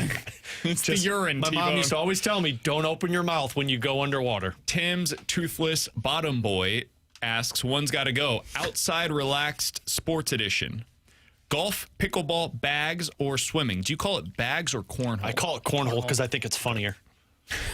I hate cornhole, but I also hate pickleball with a passion, so I'd get rid of pickleball. Yeah, I think if I'm doing like a relaxed sport, I would get rid of pickleball. I enjoy playing pickleball, but I don't find that as relaxing. No, that's more competitive. Yeah, so I would say pickleball's one to go. I enjoy cornhole, swimming. You can relax. Bags is the perfect, hey, we're bags having or washers is good. Cookout, barbecue, whatever, grilling some hot dogs for T-bone, burgers for everybody Playing else. cornhole while you're grilling? Yeah, dude. Yeah. Washers. Some dogs on the grill and some cornhole in the backyard. Washers, Hillbilly golf. Fun game. Hillbilly golf is fun. I like hillbilly golf. Hate disc golf. Disc golf? No? Yeah, I hate disc golf. You play disc golf or you? Isn't that supposed to have 18 holes? What's the other one? We've got the 2 poles. You've got the bottle that's on it. Frisbee goes at it. You got to catch the bottle. God, what is that game? I forget what it's called. That's one of my favorites. I really like that one. I don't know what it's called. 314-399. That's one of my favorites. I play it all the time. What's it called? 9646 is the Air Comfort Service text line for One's Gotta Go. One's Gotta Go color-wise. Red, blue, or yellow? Well, blue and yellow stay, so red's got to go. Well played, sir. Well played. But I'm paid by the Blues. I would get rid of yellow. Same. I look good in yellow, though. A red-blooded American. But I'm a blue-blood at heart. 314-399-9646 is the Air Comfort Service text line. We could explore that. Yeah, come on. Where's that time to break it? One's got to go. I think I meant to say I'm a blue-collared man. Yeah. Uh-huh, sure you did. You lib. From Jesus, the 314. I'm out. McGreevy, Leahy, Matthews, or Palante. One's got to go 2026 rotation edition. Palante. Interesting. I'd rather see the other ones. Beersby. That's what it's called. Great game. Beer me. Heard of it? Yeah. You've never played Beersby before? No, I don't think. One of these days, in the fall, we'll have a hangout at BK's house. Check out the new basement reno. Cool. Grab some drinks. We'll do some grilling. We'll go play some Beersby in the backyard. I'm busy. I got blue season. Sorry. Okay. McGreevy, Leahy, Matthews, or Palante? I agree. I'd say Palante. I think McGreevy is a better 4 than Palante because he doesn't have the walk issues. I'm still intrigued by the upside of Quinn Matthews, and Palante, he's a fine number 5 starter, and that's always a guy you're going to be looking to upgrade from. I'd probably go Leahy because I don't know what it looks like, and I think the other 3 are legit big league starters, and Leahy can just continue to be in my bullpen and be really good at that. I don't know if Palante will ever be a great bullpen piece for you. I think he can be a decent one, but his role is so hyper-specific. I don't know, especially now that he's going to start getting more expensive. He's going through the ARB process. Next year, he's going to be $4 to $5 million. That's a pretty expensive lefty specialist with multiple years of arbitration remaining. So I'd probably go Kyle Leahy is the one that I would say has got to go. We just paid our last left-handed specialist $12 million. What do you mean expensive? That's chump change. One's got to go. 314-399-9646 is the Air Comfort Service text line for your 4 options. Blue Stanley Cup, 2006 or 2011 World Series, Ozzie Smith's Cardinals career, or Mark McGwire's Cardinals career. It's 5 of them. Whew. Well, T-Bone's going to get rid of McGwire's because he cheated. I think that's probably the case. Yeah. I wouldn't get rid of... Ozzie has some really incredible moments in Cardinals history. I wouldn't get rid of the 2 World Series, and I wouldn't get rid of the Blues one. So, yeah, I think it would be McGwire because, he did incredible stuff, but it's tainted. That was so much fun, though. That was such a fun year, especially for how bad that decade was. I think it's the answer. I didn't see Ozzie's career, though. Yeah, if you get rid of Ozzie's career, you're probably getting rid of multiple World Series. Yeah. The McGwire, you're just getting rid of 1 or 2 seasons. So, yeah, McGwire's the answer. You all thought I was going to say the Blues Cup, didn't you? You can't get rid of a championship. That's the thing. Yeah. And if you get rid of any of the other options, you're getting rid of a championship. And that's ultimately what all of this is supposed to be about. Now take Ozzie and McGwire and put winning matters. Isn't that kind of our thing here? No, winning doesn't matter. We're pro-winning. Consistent winning seasons matter, not championships. That's what really matters. Take out McGwire and Ozzie and add the Rams Super Bowl. 314-399-9646 You're just going to avoid the question? Text line. Say that again. Take out Ozzie and McGwire and put in the Rams Super Bowl. Which one's got to go? Rams Super Bowl. They're not here anymore. Amen to that. 06. I don't remember it much. Well, in 2011, you're getting rid of both of them. Yeah, they're combined. They're combined. Oh, Yeah. Otherwise, there was 5. One's clear. got to go. Yeah, so you're getting rid of all the Cardinals championships. Fine, I'll get rid of the Rams one. I don't remember that one They either. have 11 championships. Not just those 2. You got rid of all of them in the scenario. I know. Yesterday you said Cardinals fans are Remember when you talked about earlier how you're working on being better? Yeah. You failed today. Well, he failed yesterday too. He made you big mad. Yeah, yesterday. I did really good under Alex's skin. Yeah. What? Which one? That comment right there. Oh no, this guy hates Provel cheese. I don't care. Not that one. Him saying that I call the fans spoiled. I said that you No, that one doesn't bother me. He fishes on St. Louis all the time. I don't care about that. People know. People know me. That's not true. I love this. No, city. you don't. People love me. All you talk about are the Royals and the Chiefs on this show. It is annoying, Yeah. People know that I love the city of St. Louis. I was born and bred on the hill, man. The funniest part, we used to be the show on this station that would talk the least NFL. I know. That is no longer the case. I think that is now TMA. But there was like when Randy was doing the mornings and the fast lane was here, we would do the least amount of NFL talk, and the text line would say, "Man, BK and Ferrario, all you do is talk about the Chiefs." And I'd be like, "Man, I actually actively avoid talking about the Chiefs to avoid that critique." Put a poll out. Find out who hates St. Louis more. Known fan hater and a lib. Easy 314. Easy 314. And back to back text, we have figures Alex is a Republican. Another one, known fan hater and hardcore lib. I meant blue collared man. That's what I meant to say. Another one said this segment really left the rails about 10 minutes ago. Yeah, it did. Yeah. Well, never ending skid mark or never ending wipe or whatever his name is probably upset because I'm driving it right now. Somebody else said BK just got rid of yellow and is wearing yellow. Yeah. That's true. Yeah, that's how this show works. By the way, I Googled what the meaning of blue blood was, and if people think I'm rich, boy, they are sadly mistaken. I don't think that was the direction that I was taking it. Well, that's what the description meant. But I think we can talk about it off air when we get ready to go into the rewind here, you know? I thought you were talking about how hyper-liberal. Oh, my goodness. All right. That's not what I was going. I don't talk politics on this show. Yeah, we try to avoid on that. that podcast, we stick with that. That is exclusively for our politics podcast, which is very closely related to our theology podcast. By the way, Alex, I did not correct him at the time. This is just us talking right here. Yesterday on our Redbird report, you won't see this because you probably don't watch the show. Oh, I did watch like 10 minutes of it, and I was like, this is enough. We were talking about, theoretically, what the Cardinals could do. T-Bone said their theology. I know.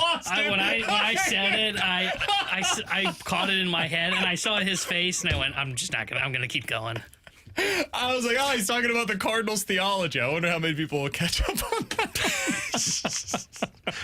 That should have been your tagline for the podcast, Redbird Report, the Cardinals theology.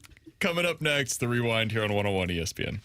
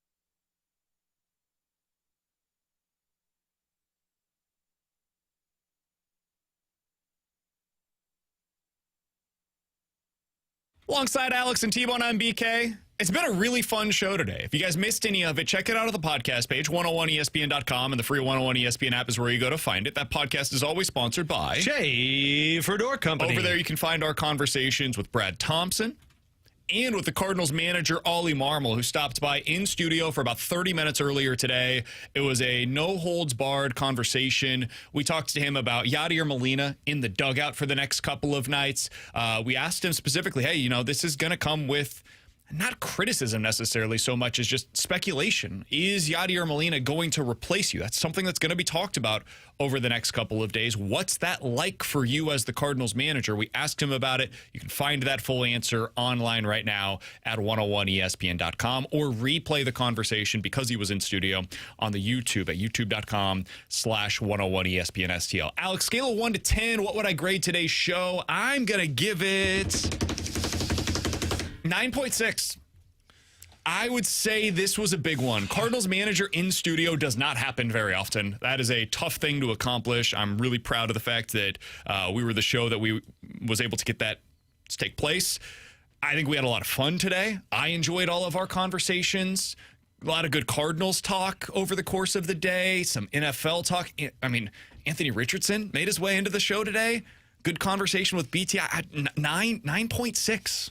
I was going to give it a 10 until you called me a lib last segment, so 9.8 is where I would go with this. Oh, you take that as a shot, huh? Yeah, I do. I don't like you calling me names on the show. I think we should keep politics out of this conversation. I'd give it a 9.8. I think this was, considering there's not much going on with the Cardinals team that's bad, taking on the Cubs. The Yachty news came out, but I still think we got plenty of Cardinals talk in, had a full 30 minutes with Oli Marmol, and had some good other nuggets along the way. So 9.8. Thanks, BK. Should have been a 10. Yeah, I'll go 10. I'm not going to dock us for anything, right? You weren't called names like I was. Text line said, Alex saw the light at the end of the rainbow. I did. So one of the questions I wrote down last night when I was kind of prepping for our Ollie interview, I wrote down, do you see the light at the end of the tunnel? And I kind of chuckled to myself because I'm like, should I ask him light at the end of the rainbow? But then I'm like, well, the text line would get it. Ollie'd think I'm an idiot, so I'll stay away from the question. He already thinks that. From iRock over on YouTube. I did tell him to shove the mic in his mouth. So. Also, yeah. That was the way we began that interview. This is how it went, truly. Take that mic, just grab that thing, put it right in front of you. Put it right in your mouth. That's how we do it here. That's how we do it. That's a welcome for you. Yeah. At that moment, I'm like, well, this only's going up. I also said there's a not bleep going on today to open up the show. This close to him cussing on the air. Yeah. Oh, would have been awesome. And T-Bone wasn't even ready for it. Yeah. My back turn. You know what? It's a 10. This is a 10 today. This has been a 10. This is a 10. I don't care about the name calling. Alex, what was your biggest takeaway from the show today? Or from our conversation with Oli? Yeah, I mean, wherever you want to take I think the kind of show sidelines with the conversation with Oli. I don't know what the future has to hold for the Cardinals, at least the immediate future in terms of their personnel, where they're going, the direction they're going, and how fast they're going to get there. To me, after the multiple conversations we've had with Oli and hearing him talk and seeing how he goes about his business, I think they've got the right guy for the job. Now, the matter of fact is, how do you form the roster around it, and does Heim do what he needs to do to make this team successful? But it does seem like they've got the right leader in terms of a manager. The text line from the 636, the end of the rainbow is where the brights are the lightest. Also, Tanner's skid marks wants us to make sure in the YouTube chat that we get clarification. The never-ending wipe and Tanner's skid marks are two very different people. T-Bone, your biggest takeaway from the show today? I don't even know what to make of all that. But they're not. They're the same person. Hearing Oli talk about why he brought in Yader Molina and the pressures that he's going to face with this move that happens here today, I mean, we always give Doug Armstrong credit for the comments that he says, hey, it's not about what I think or the star player. It is, hey, what is best for the St. Louis Blues organization is what Doug Armstrong has always said. That's what Oli Marmol kind of laid out there by mentioning, hey, it would be a disservice not to have Yader Molina with our guys here for this weekend. So we should have him here in uniform. Let the young guys have conversations with him to benefit from it. Sure, does it put a spotlight on me of the fact that a guy that could replace me, that Heim could hire at the end when we finally get to see him in his first press conference? Yeah, absolutely he could. But you know what? What's best for the organization is Yadi's in that dugout, and Oli Marmol is willing to take that. That's what I want to hear from someone within the Cardinals organization. As somebody who really cares about radio, like this is all I've ever wanted to do since I was 16 years old. I got my first car. It was a 2005 Ford Focus with the subwoofers in the back, and I would listen to talk radio with regularity. Listen to Nick Wright on my way home from football practice in Blue Springs. This is all I've ever wanted to do. Today was a reminder for me of the value of this format. And what I mean by that is Miles Mikolas was on earlier today, and I think it played really well for fans because he was open and honest and candid about what it is like to struggle at the major league level and how that all affects him, or how, honestly, it doesn't affect him. And I think there's value in the humanity of it all. And just for fans to hear, oh, this guy's a human being. Like, sometimes we forget about that. These guys are all just regular dudes that have family lives away from the park. They've got kids that they've got to handle. They've got other stuff that matters in their lives. They can be funny. They can be self-deprecating. Miles Mikolas can come on here and say, hey, listen, the Cardinals have to pay me either way. So if you want me gone, like, all right. I loved it. And then Oli Marmol can come on here and talk about how, listen, like, people want me fired. And I just kind of have to lean into that. If Yader Molina is going to make himself available, I want him to be here. So I think today was a good reminder with our interview with Oli Marmol and Miles Mikolas being on with TMA. There's still real value in what this format can bring for people. And I think sometimes teams forget that, honestly. I think they don't see the value in these kinds of interviews, and they think that it's actually a bad thing for them to come do these kinds of interviews. And I could not disagree anymore.